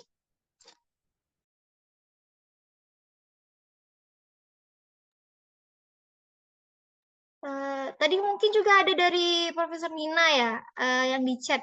Saya mungkin kurang paham, Bu Nina mungkin gimana? Oh, itu pendapat saya aja. Kalau Iya. tadi sepertinya dari presentasi itu tidak terlalu jelas. Katanya kan itu two side at the same coin, proteksi Ya. dan pembatasan. Kalau menurut saya melihat itu pembatasan menurut saya. Justru dengan adanya jam malam itu perempuan menjadi rentan, menjadi misalnya penangkapan hanya karena dia keluar lewat dari jam malam. Jadi saya tidak melihat ada unsur proteksi di situ. Terima kasih. Terima kasih. Jadi seharusnya yang ini yang di Perteli WH ini bukan menangkap orang yang keluar malam pastinya, tapi kayak lebih yang melanggar syariahnya. Jadi kayak berduaan sama laki-laki. Kan biasanya kalau di berita itu keluarnya biasanya orang pakai narkoba. Nah, jadi sering tertangkap. Nah, ataupun ketika masa-masa udah jam 12 jam 1 malam ke atas itu mereka masih duduk di tempat bagian kayak di kafe-kafe yang memang mereka bukan bekerja, tapi malah lebih kayak nongkrong sama laki-laki. Itu mungkin seperti itu, Mbak. Terima kasih.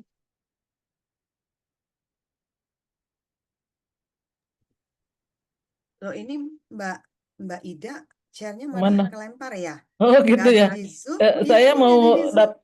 ini aja langsung Oke, bacain kalau pertanyaan gitu untuk saya ya Ira. saya bantu baca pertanyaan ini dari Mbak Wija atau Wijayanti Brin. Pertanyaan Gak apa-apa, buat Kak Ira, saya Kaisina. aja yang bacain, langsung jawab Eh, gitu. Oke, tapi dibacain pertanyaannya ya Teh, Ya, soalnya oke. ini direkam. Jadi, Terima kasih. makasih Ira. Pertanyaan dari Wijayanti dari BRIN, pertanyaan untuk saya yaitu penelitian dan kajian yang menarik sekali jika boleh bertanya, karakter tahu gender, netral gender, hingga buta gender, apakah berpengaruh terhadap perilaku atau kebijakannya, dan apakah ada kebijakan atau program yang berperspektif gender? Ya, menurut saya ketika ada kebijakan yang blind gender, ya gender blind, netral, itu tentu saja sangat berpengaruh ya kepada perilaku gitu ya. Dan apakah ada kebijakan atau program yang berperspektif gender? Menurut saya SDGs, MDGs, kemudian eh, tadi gender mainstreaming itu adalah kebijakan berperspektif gender. Dan kemudian contoh lain dari gender blind ataupun gender neutral policy itu seperti tadi persyaratan untuk menjadi rektor itu tidak memandang laki-laki dan perempuan, pokoknya siapapun yang bisa memenuhi syarat silahkan daftar gitu. Tapi menurut saya itu kurang berkeadilan gitu karena memperlakukan orang secara sama dalam kondisi yang berbeda itu tidak menjamin keadilan sehingga kemudian saya lebih menganjurkan untuk mengganti dulu policy dari apa namanya itu eh, meritokratis atau gender netral, netral gender kepada afirmatif. Dan itu lebih bisa dilihat dari gambar yang akan saya share. Ira, tolong jadikan saya jadi host saya untuk memperlihatkan saya gambar sedikit. Oke, belum. Oke, oke, terima kasih. Nah, ini adalah gambar yang sangat jelas bahwa eh, beda ya antara equality dan equity. Jadi kalau equality itu kita memberikan treatment yang sama, meritokratik. Nih syarat untuk jadi rektor tuh semuanya sama gitu ya, semuanya. Jadi memperlakukan orang sama. Tapi ini kan tidak menjamin keadilan. Keadilan itu misalnya akses ya, akses ini akses untuk nonton. Ini kan yang udah tinggi nggak perlu lagi dikasih ladder ya ataupun tangga. Nah, kalau yang saya anjurkan itu adalah ganti meritocratic policy itu menjadi affirmative policy. Affirmative policy itu tindakan khusus sementara ya sampai dan untuk memastikan keadilan itu tercapai. Ini kan nggak perlu lagi support kayak laki-laki gitu kan sudah gampang-gampang saja dia untuk menjadi profesor, mendaftar rektor itu udah biasa. Tapi kalau untuk perempuan itu perlu afirmasi, diberikan ladder support yang lebih banyak untuk misalnya secara kebijakan disebutkan bahwa perempuan lebih diutamakan seperti itu ya perempuan lebih diutamakan atau misalnya karena memang pada apa namanya prakteknya itu bahwa jabatan itu hanya diberikan kepada laki-laki sehingga kemudian perempuan itu tidak bisa memenuhi event menjadi ketua prodi maka harusnya misalnya untuk perempuan di apa namanya dispesialkan tidak perlu memenuhi pengalaman manajerial. Itu saja terima kasih. Teh Nina, Oh boleh iya, satu sekalian lagi pertanyaan ada selanjutnya, pertanyaan Teh? dari satu lagi ada Tuti kenapa? Istiani. Tuti Istiani. Oh iya iya iya. Saya bacakan dulu pertanyaan dari Tuti ya. Bertanya tentang apakah dalam penelitian yang dilakukan juga melihat sejauh mana kebijakan-kebijakan universitas yang dihasilkan atau kebijakan yang dilakukan perubahan yang lebih sensitif gender selama periode kepemimpinannya. Ini pertanyaan yang sangat menarik sekali, tapi bukan merupakan apa namanya pertanyaan penelitian saya dan ini apa namanya menginspirasi saya justru untuk melakukan penelitian berikutnya. Jadi untuk meneliti apakah kepemimpinan perempuan itu berpengaruh terhadap penciptaan apa namanya ataupun produksi kebijakan berperspektif gender di kampusnya. Jadi terima kasih ya Bu Jati. Walaupun untuk jawaban sementara ternyata itu tidak menjamin karena ini sama dengan pendapatnya Mbak Ita di sesi sebelumnya bahwa being a woman itu tidak memberikan garansi bahwa dia itu berperspektif gender gitu. Kadang-kadang perempuan bisa patriarkis, laki-laki juga bisa feminis karena memang proses untuk menjadi feminis, sadar gender itu melalui learning proses gitu ya, bukan proses taken for granted because we are woman then we are feminist kayak gitu. Terima kasih. Oke, terima kasih Mbak Profesor Nina. Maaf ya tadi terlempar. Ya Terus itu Pak biar kontrol. jaringannya mau masuk lagi Panggil Teh susah. Nina aja, Teh Nina aja Mbak Ida. Oh ya, oke. Naik mau jadi profesor tuh berat loh, susah loh. Jadi bagian dari apresiasi. Oke, Teh Nina, kita lanjutkan ya, biar bisa lebih akrab. Kita lanjutkan dengan pertanyaan berikutnya untuk Mbak Alivia kayaknya nih. Di sini ada dua pertanyaan untuk Mbak Alivia. Yang pertama, pertanyaan untuk Mbak Alivia, riset yang sangat powerful dan kritis sekali dalam menganalisis isu femisida. Saya tertarik untuk bertanya perihal metode data collection-nya dan etika penelitiannya. Kebetulan saya belum pernah melakukan pengambilan data dari media sosial, khususnya TikTok. Apakah pada proses pemilihan video juga meminta izin dari pemilik video tersebut? Dan apakah pemilik video tersebut sudah bersedia untuk videonya dijadikan data dalam penelitian? TRIMS itu satu. Yang kedua, untuk pembicara tentang Aceh dan kasus pembunuhan, mungkinkah kita melakukan intervensi melalui peristiwa yang terjadi? Ini maksudnya pembunuhan itu yang femisida ya. Jadi ada pertanyaan dua ya, Mbak. Oke, ya, makasih Mbak Ida Silakan. dan Iya. ya, makasih Kak Duma atas pertanyaannya. Jadi untuk apa etika penelitian di media sosial ini sebenarnya saya mengacu ke apa namanya ke kode etik dari Association of Internet Research yang dia itu bilang kalau misalnya konten-konten yang bersifat public domain itu memang tidak perlu meminta izin, tidak apa-apa, asalkan uh, analisnya itu bukan difokus di pembuat kontennya gitu, tapi kan di sini saya fokusnya di analisis wacananya gitu, gimana konten yang dibuat itu frame-nya seperti apa gitu. Jadi bukan di pemilik akunnya gitu. Kemudian apa namanya? Tapi dari apa yang Kak Duma sampaikan itu juga bisa menjadi refleksi dan pengingat juga bagi saya bahwa konsen itu juga masih sangat diperlukan dan mungkin jika tidak bisa meminta izin karena kontennya ini sudah publik itu nanti bisa apa namanya dicantumkan secara anonimitas gitu karena kan yang dianalisis itu adalah wacananya kan framingnya kontennya bukan pemilik akunnya. Jadi selama bukan pemilik akunnya itu mungkin apa namanya upaya minimal yang bisa apa namanya dilakukan oleh peneliti gitu. Kemudian untuk pertanyaan dari Kak Esti dan ini juga tadi mungkin menyambung juga ya dari pertanyaannya Mbak Ida gitu. Jadi apa sih upaya yang bisa kita lakukan? Apakah ada counter narasinya gitu? Jadi kalau memang dari apa namanya peristiwa-peristiwa isu-isu yang terjadi di media sosial ini memang langkah langkah awal yang bisa kita lakukan itu adalah membuat counter narasi gitu. Jadi ketika melihat di TikTok gitu, itu memang konten-konten yang lebih banyak ngomongin soalnya adalah konten-konten yang berfokus ke gimana dia di framing sebagai anak yang berbakti, anak yang soleh. Nah, makanya diperlukan counter narasi juga gitu untuk menjelaskan kepada mereka bahwa apa yang mereka lakukan itu masih keliru gitu. Itu yang bisa kita upayakan untuk apa namanya mengingatkan mereka lagi gitu ya di media sosial karena yang saya lihat polanya untuk counter narasi itu sebenarnya masih lebih banyak di close platform kayak misalnya dari Twitter atau X. Nah, itu yang mulai orang-orang yang mulai mengkritisi apa yang terjadi pada Nia itu justru lebih banyak di sana dan menurut saya akan sangat menarik gitu jika pembicaraan kritis-kritis yang dimulai dari KCIF ini gitu kemudian dibawa ke TikTok juga ke media ke TikTok yang justru di situ narasi negatifnya lebih banyak itu akan eh, apa namanya membuka ruang kritis juga gitu untuk masyarakat yang mungkin selama ini kan mereka tidak tahu gitu kan apa yang mereka lakukan sebenarnya itu adalah hal yang keliru. Itu jawaban dari saya. Terima kasih.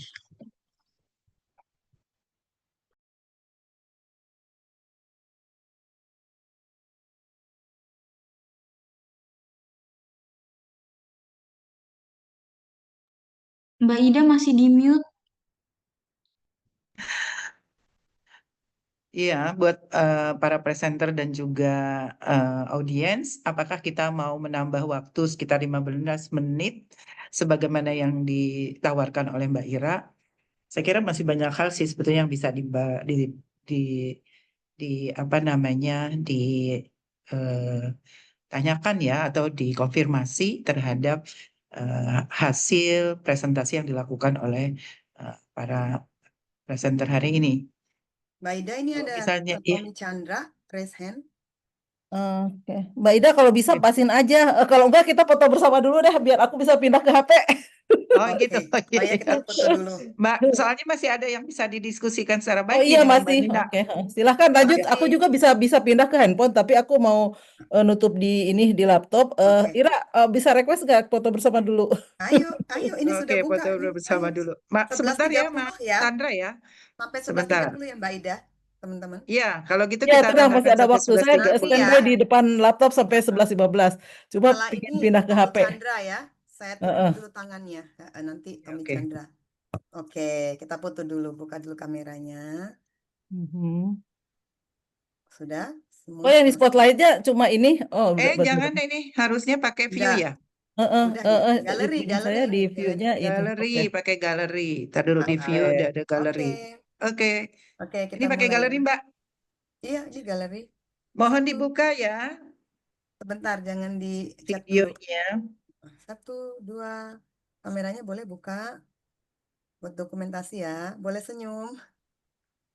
Kasih love juga boleh. Iya, biar nggak tegang. Oke, 1, 2, love.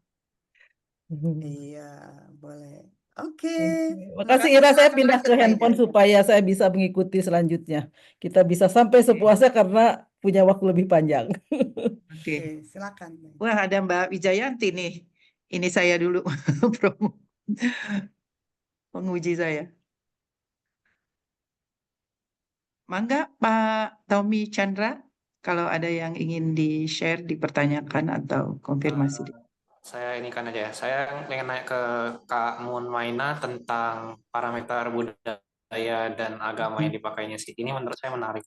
Karena kan tidak kita melawan narasi feminis dalam artian kayak tidak menggunakan standar barat. Tapi saya ingin nanya kan agama ini kan kita bisa lihat sebagai sebuah spektrum ya. Ketika melihat misal tentang jam malam, bisa jadi di negara-negara Eropa dia melihat jam malam itu sebagai sesuatu ya udah nggak apa-apa gitu kan. Artinya kan sangat relate dengan konteksnya kan. Sebenarnya kayak aku pengen tanya kakak menggunakan parameter budaya dalam konteks yang lebih ke arah tengah atau mungkin ke bagian gimana? Karena kan misalnya di tiap budaya itu ya kategori baik dan buruknya, hal yang proper dan gak proper itu akan sangat tergantung dengan konteks sosial budaya dan politik. Artinya kan akan sangat beragam dan spesifik. Dan juga misalnya ketika kita menggunakan standar orang Jawa di Jawa Tengah sama Jogja yang beda berapa ini aja punya standar berbeda misalnya dalam beberapa aspek budaya, misalnya keterbukaan dan sebagainya. Nah, dalam kasus kakak terkait perlindungan dan membatasi parameter agama dalam spektrum seperti apa yang kakak gunakan, dan misalnya jika direplikasi misalnya lah di daerah lain seperti di Eropa, misalnya bilang di Eropa ada sebuah aturan jam malam atau di Papua misalnya, atau dalam aspek lain,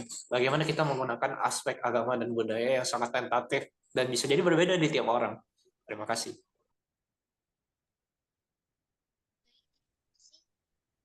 Masih mute, Mbak.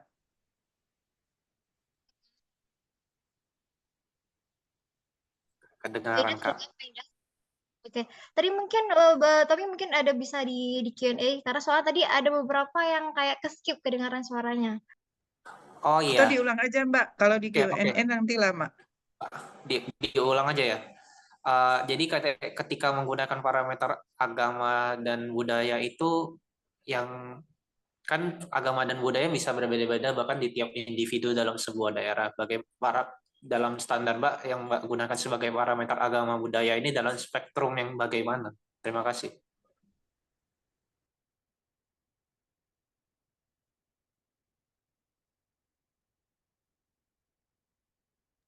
Baik, terima kasih Bang Tommy Chandra. Tadi kan memang dalam penelitian ini saya tidak melakukan yang namanya feminisme barat ya. Nah, jadi dalam melakukan perlindungan atau pembatasan dalam Aceh ini, saya melakukan yang namanya teori yang namanya dari kultural relativisme. Ya, dari Mesir, kultural relativisme ini menegakkan bahwa tidak bisa dipahami dalam feminisme barat. Karena apalagi di Aceh, yang dimana dia mempunyai yang namanya Islam agama yang terlalu kuat, nah syariahnya ya. Jadi membantu kita memahami bagaimana masyarakat Aceh ini mendukung syariah antara jam malam ini. Jadi kita bisa melihat tidak bisa kita lihat dari feminisme barat. Jadi yang saya lihat itu dari pengalaman dari Aceh sendiri. Dari jam malam tidak dibatasi. Jadi tidak berarti penindasan. Jaringan.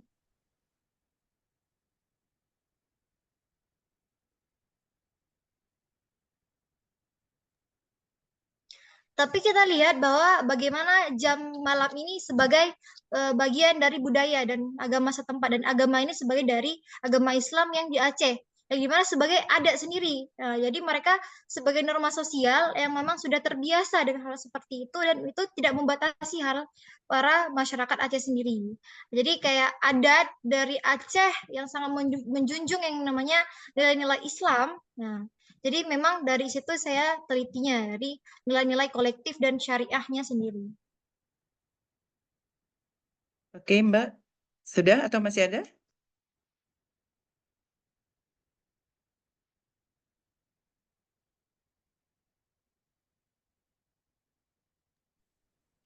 Sepertinya Oke. sudah. Sudah dijawab ya, Mbak Mutmainah, sudah selesai ya?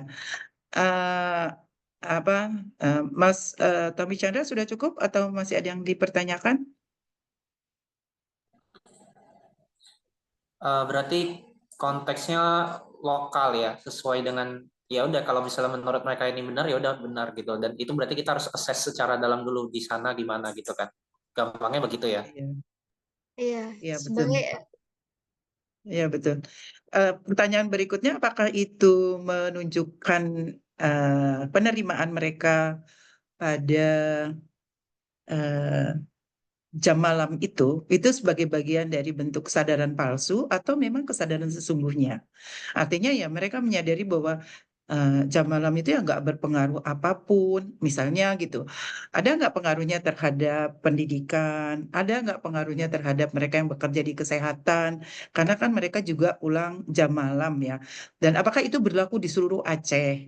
Artinya apakah karena kan mungkin meskipun ada gubernur kan ada bupati-bupatinya. Apakah bupati-bupatinya ada yang memang cukup ketat gitu, sangat konvensional cara berpikirnya, atau sama aja gitu.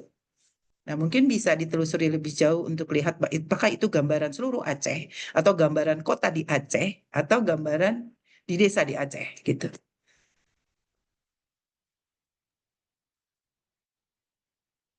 Mbak mau Lida Soli.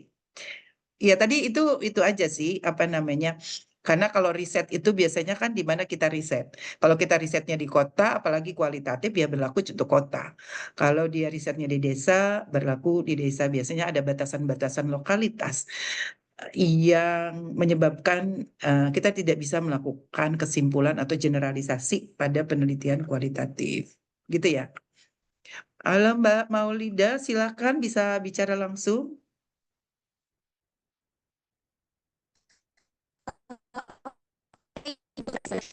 Tapi lebih ke ini menambahkan ya yang kayak bilang tadi itu berlakunya di seluruh Aceh atau enggak sebenarnya? Nggak jelas, Mbak. Putus-putus kayaknya ya.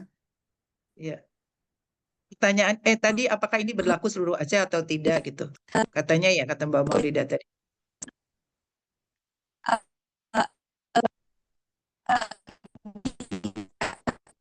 Jaringannya kayaknya ya Mbak.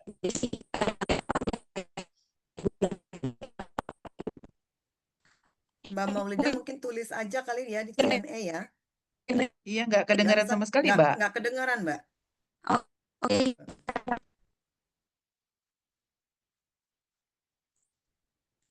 Ya salah satu pertanyaannya itu tadi, apakah ini berlaku di seluruh Aceh atau tidak? Itu kayaknya yang pertama tadi diajukan. Baik, terima kasih Mbak Ida. Jadi Sebelum sesuai nanti ini ya lihat di Q&A ya. Sekarang jawab dulu yang pertanyaan pertama. Oke. Baik, terima kasih Mbak Ida. Jadi memang dalam penelitian ini aslinya memang khusus di Banda Aceh, tapi ada saya ambil dari juga Lok Sumawe dan Biren juga, yang dimana ini seluruh Aceh melakukan ini. Akan tetapi, nah jadi jam malam ini bukan membatasi bagaimana para pekerja malam tidak boleh melakukan aktivitas malamnya. Nah, terkhusus untuk pendidikan dan kesehatan sendiri itu tidak dibatasi. Nah, untuk Oh gitu. kesehatan tidak ada karena saya juga perawat. Nah, jadi memang ada jam malamnya tetapi tidak ada pembatasan untuk pekerjanya. Memang fleksibel. Nah, aslinya ini cuma jam malam ini cuma buat proteksi aja. Apalagi untuk pelajar. Apalagi tadi ada surat edaran dari Dinas Pendidikan untuk pelajar tidak boleh di luar jam malam itu sampai jam 9.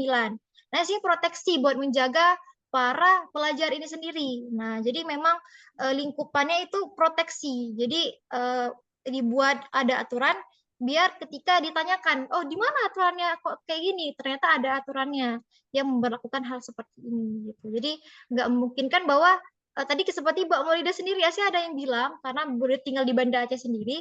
Jadi memang tidak membatasi, apalagi di Banda Aceh itu kebanyakan pendatang dari Medan, dari Padang, dari Jakarta sendiri, yang memang mereka ya udah nggak apa-apa walaupun kayak gitu, karena lebih kayak apalagi Satpol WH ini aslinya bukan untuk merazia orang yang kenapa kau malam-malam keluar, enggak.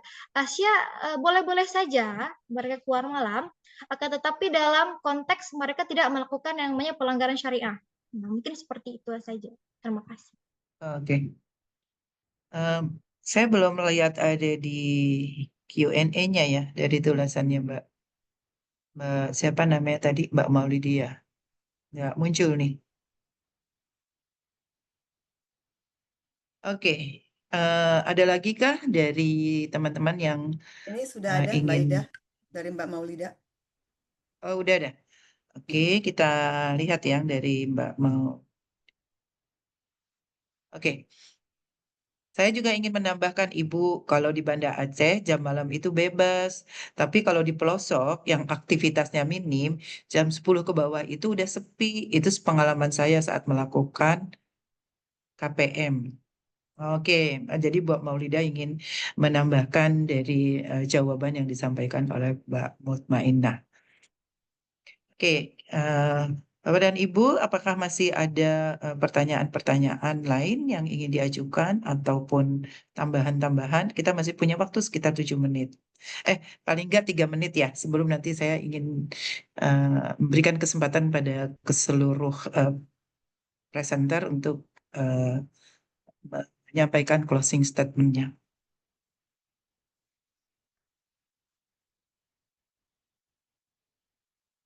Kayaknya tidak ada ya.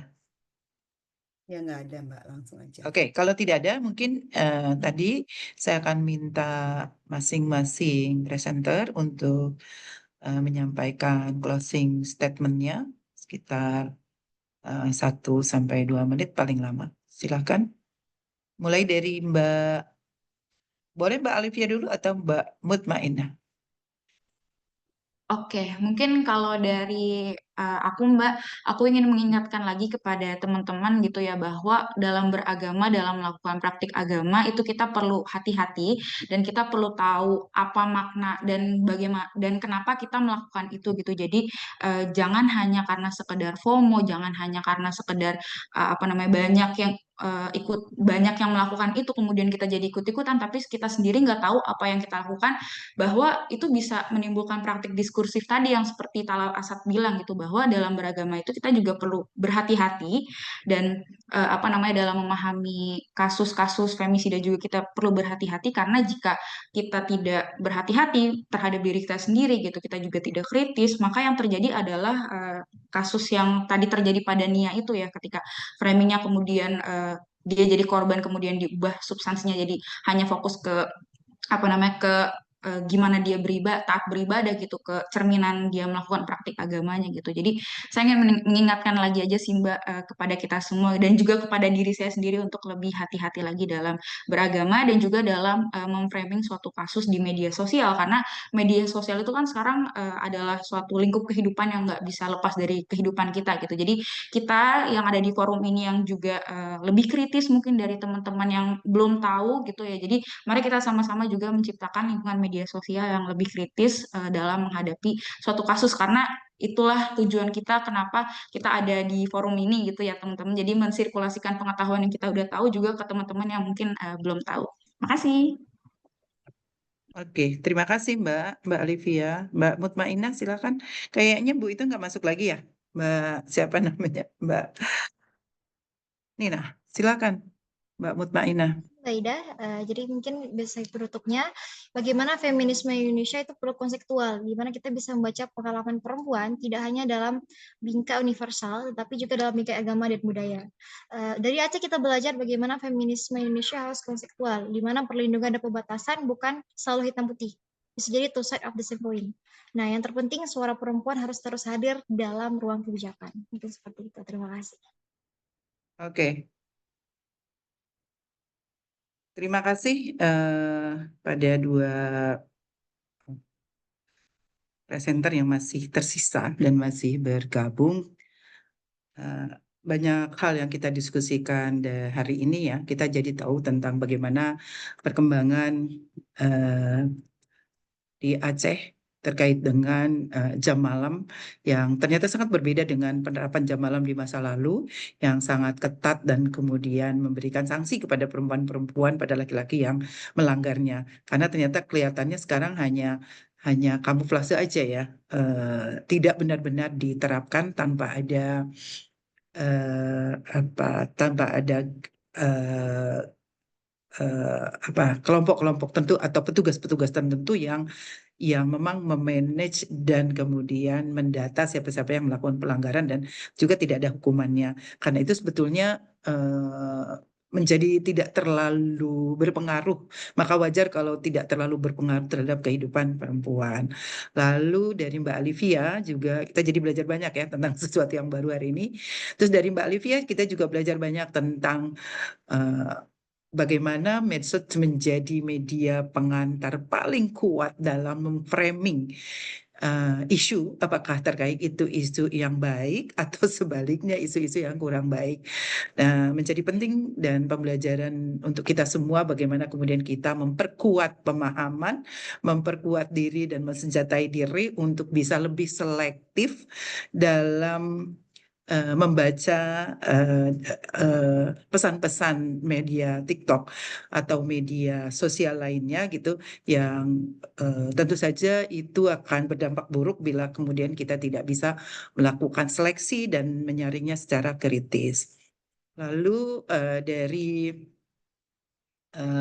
Mbak Nina Nurmila, kita belajar bahwa memang bukan pekerjaan yang ringan untuk kemudian menjadi pimpinan sekelas rektor gitu ya. Namun kita juga masih menyayangkan masih banyak rektor-rektor yang punya pandangan yang stereotype gitu ya, yang tentu itu akan merugikan pada pengambilan kebijakannya gitu. Dan itu sama sekali tidak akan menguntungkan terutama bagi perempuan sendiri. Jadi bisa jadi rektor-rektor yang masih memiliki stereotype yang kuat itu justru akan melembagakan stereotip dan kemudian tidak membuka ruang bagi perempuan untuk kemudian bisa maju dengan baik gitu pada generasi-generasi berikutnya karena pasti tidak akan ada affirmative action untuk perempuan-perempuan yang biasanya tertinggal dalam pengambilan kebijakan. Lalu dari Nawaning Nusantara kita juga belajar bagaimana perempuan-perempuan pesantren gitu ya, pengasuh-pengasuh perempuan atau putri di pesantren yang dulu tidak mampu melakukan perlawanan terhadap kiai, bahkan menyatakan kata tidak atau berbeda pandangan saja tidak berani. Sekarang mereka karena kerja kolektif mampu melakukan aktivitas bersama gitu yang kemudian bisa kita berharap mampu meruntuhkan tembok-tembok patriarkis di pesantren. Nah, dari pertemuan hari ini, tentu saja saya ingin berterima kasih kepada Mbak Ira yang sudah memberikan kesempatan pada kita semua untuk bisa presentasi. Lalu tugas kita berikutnya adalah bagaimana kita melakukan kerja kolektif untuk memulai dari rethinking tentang pemahaman Islam, terus yang bias gender atau yang diliputi oleh cara pandang patriarkis, terus bagaimana kita melakukan redesigning dan kemudian reframing yang tentu saja kita harapkan bisa menguntungkan bagi perkembangan masyarakat Indonesia, terutama yang berlandaskan pada nilai-nilai budaya dan nilai-nilai agama yang lebih progresif. Terima kasih Mbak Ira. Saya secara pribadi mohon maaf bila pada saat memandu acara ini ada hal yang tidak berkenan, ada perilaku, sikap, perkataan yang menyinggung presenter lain ataupun para audiens. Begitu saya akhiri. Assalamualaikum warahmatullahi wabarakatuh. Selamat siang dan Om Swastiastu. Oke, Terima kasih. terima kasih. Makasih Mbak Ida. Baik teman-teman semua, kita banyak belajar ya dari panel ini dan mungkin sedikit saja sebagai penutup sebelum kita akhiri, gitu sebelum saya memberikan pengumuman. Tadi seperti yang Mbak Ida sampaikan ya, kita perlu reframe ya, memberikan frame dan reframe gitu terhadap semua tindakan atau analisis kita. Nah, bila kita melihat dari perspektif feminisme misalnya tentang proteksi tadi ya dan pembatasan seperti apa sih gitu. Kalau tadi kan Mutmainah bilang tidak hitam putih ya. Jadi ada sebenarnya dialektika gitu, ada pergulatan, ada competing narasi yang saling berkonflik, berkompetisi gitu ya tentang proteksi dan pembatasan tadi gitu. Nah, kita perlu melihat kompleksitas itu. Tidak sama nih pengalaman perempuan-perempuan di Aceh dengan adanya misalnya curfew atau jam malam gitu ya. Tadi kan Mutmainah juga sudah mengatakan gitu ya dan juga Maulida gitu. Tetapi perlu juga untuk memahami bahwa seperti yang Mbak Ida katakan tadi gitu loh, kalau misalnya kita dibatasi, ada tadi pembatasan mobilitas, pembatasan tubuh kita gitu ya, itu juga melemahkan agensi ya, ada persoalan itu yang juga harus disadari gitu ya. Jadi ada persoalan struktur di sana, ada persoalan norma di sana, di mana kita dibatasi. Kenapa perempuan dibatasi, laki-laki tidak? Nah, pertanyaan-pertanyaan yang diskriminatif itu tuh juga perlu dilontarkan dan direfleksikan secara kritis gitu. Jadi kita tidak kemudian menerima, oh saya merasa tidak dibatasi kok, saya merasa malah dilindungi gitu ya. Artinya dialektika itu harus terus dipikirkan, tidak memaksakan kehendak untuk mengatakan bahwa oh kamu dibatasi, kamu tidak dilindungi oleh hukum gitu ya, oleh syariah law misalnya yang ada di Aceh. Tapi juga perlu memikirkan bahwa banyak juga perempuan-perempuan yang merasa di Aceh mereka dibatasi gitu, dibatasi gerak-geriknya, dan itu diskriminatif. Kenapa? Karena tidak diberlakukan untuk laki-laki. Nah tadi kan Mbak Maina juga mengatakan ya Kak ya, yang penting kan kebijakannya gitu. Yang penting perempuan masuk dalam kebijakan. Iya, tapi kalau kebijakannya diskriminatif juga tidak menguntungkan perempuan. Karena apa? Karena narasi yang dibangun gitu, wacana yang dibangun itu berdasarkan male gaze, maskulinitas, norma maskulinitas, semua yang membuat kebijakan juga laki-laki, yang di kepalanya itu sutradaranya semuanya itu maskulin gitu.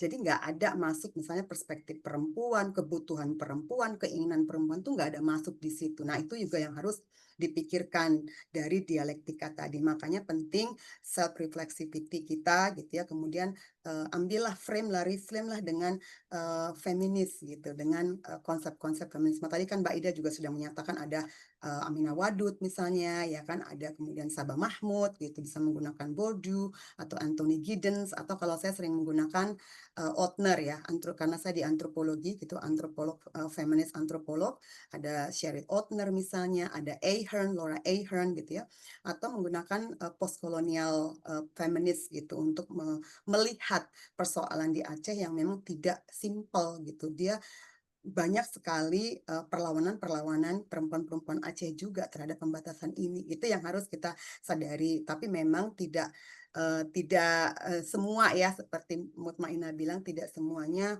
merasa bahwa mereka dibatasi. Nah, yang diperlukan adalah dialog menurut saya, dialog gitu ya. Kenapa perempuan-perempuan ini merasa tidak dibatasi gitu ya? Justru dilindungi gitu, mendapatkan perlindungan. Nah, padahal ini kan sebenarnya sistem struktur yang misoginis ya, yang menempatkan perempuan sebenarnya tidak berada di sentral gitu, tapi didiskriminasi gitu, dimarginalisasi. Kemudian berhati-hatilah pada penggunaan bahasa atau wacana yang sebenarnya memanipulasi.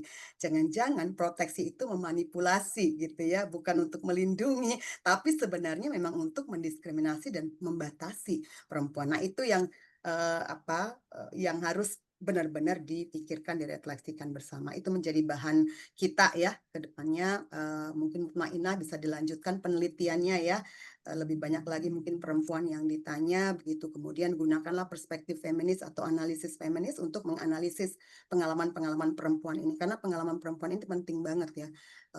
Life story mereka itu memang perlu disuarakan dan dibuka. Tapi bagaimana cara kita memframe itu juga penting gitu ya kawan-kawannya. Memframe-nya itu pakai apa, konsep apa gitu. Itu dari saya teman-teman semua.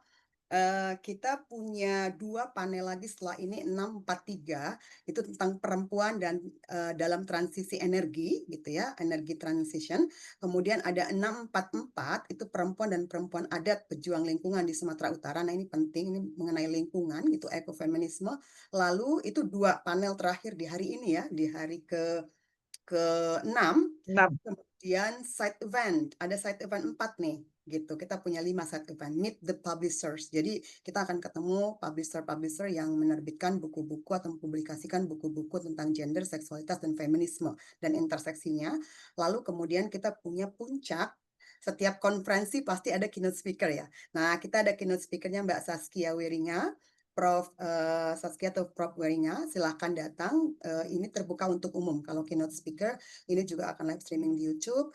Dan ini terbuka untuk umum. Silahkan share flyernya dan captionnya, karena bisa dinikmati dan disimak oleh umum gitu. Tidak harus mendaftar sebagai peserta. Lalu besok kita punya pagi-pagi sekali akan dibuka oleh special plenary session 2 ini menggunakan bahasa Inggris, tapi kami menyediakan penerjemah ya, simultaneous interpreter, dan juga GBI, Global Feminism, Global Oligarchy, Feminists Across Borders, and the Fight Against the Global Oligarchy. Kita akan ngobrolin itu tentang global feminisme. Sebelumnya di special plenary session 1 kita ngomongin oligarki di tingkat nasional nih di Indonesia. Mbak Ita, Mbak Maria ya. Kemudian ada Mas Boim sebelumnya gitu, dan Kak Suraya dari Aceh juga gitu ya, ngobrolin soal oligarki dan militerisme di tingkat lokal dan nasional. Nah, nanti kita akan ngomongin global gitu. Itu pengumuman dari saya. Dan satu lagi teman-teman sudah mendapatkan update link ya, link Zoom, beberapa link Zoom yang bermasalah, kemudian kami ganti. Nah, itu ada kalau presenter sudah mendapatkan email, kami mengirimkan dalam bentuk PDF, schedule at a glance, lengkapi dengan link Zoom. Tetapi yang lebih mudah lagi adalah Google Site. Google Site itu tuh mudah banget, tinggal klik yang tombol purple itu ungu, lalu bisa langsung gabung di Zoom gitu. Itu ya, jadi nanti jangan, pokoknya gunakan yang link baru ya, link baru teman-teman gitu. Jadi nanti kita bisa ketemu lagi di panel-panel berikutnya dan tidak usah masuk ke link Zoom yang lama gitu. Nah, gunakan saja yang sudah diupdate ini di Google Site dan juga di PDF yang kami kirimkan. Terima kasih sekali Mbak Ida. Ini sangat banyak insight yang kita dapatkan. Presentasinya juga keren-keren. Maina, Alivia, dan Teh Nina. Terima kasih. Saya mengucapkan banyak terima kasih dan mohon maaf kalau ada yang kurang berkenan ya. Dan kita ketemu lagi di panel nanti dan sampai hari Minggu. Jangan lupa datang penutupan karena akan ada pengumuman pemberian award untuk best participants 3 orang dan best presenters untuk 3 orang gitu. Oke, terima kasih ya Mbak Ida. Terima Selamat kasih beristirahat. Sampai Mbak ketemu Ira. lagi. Mbak Ira yang Salam terbuka feminis buat ya. umum linknya beda lagi atau gimana? Maksudnya Sama, kalau kita share. sama. Udah ada di Sama. caption yang tadi saya kirim di grupnya Chair, Oke. terus saya kirim di grupnya keluarga Lestalk, di Facebook, di Instagram, sama itu dia. Itu Oke, oke deh. Oke, jadi makasih. silakan disebar-sebarin gitu karena itu Iya. gratis, terbuka untuk umum dan tidak harus peserta yang mendaftar. Tapi kalau panel gitu ya, panel ini memang harus mereka yang mendaftar gitu. Terima kasih, salam feminis dan Makasih. salam KCIF untuk kita semua. Tetap semangat ya. Semangat. Dadah, saya Oke. tutup sih. Dadah. Sampai ketemu ya Mbak Livia dan lain-lain ya Mbak Mut.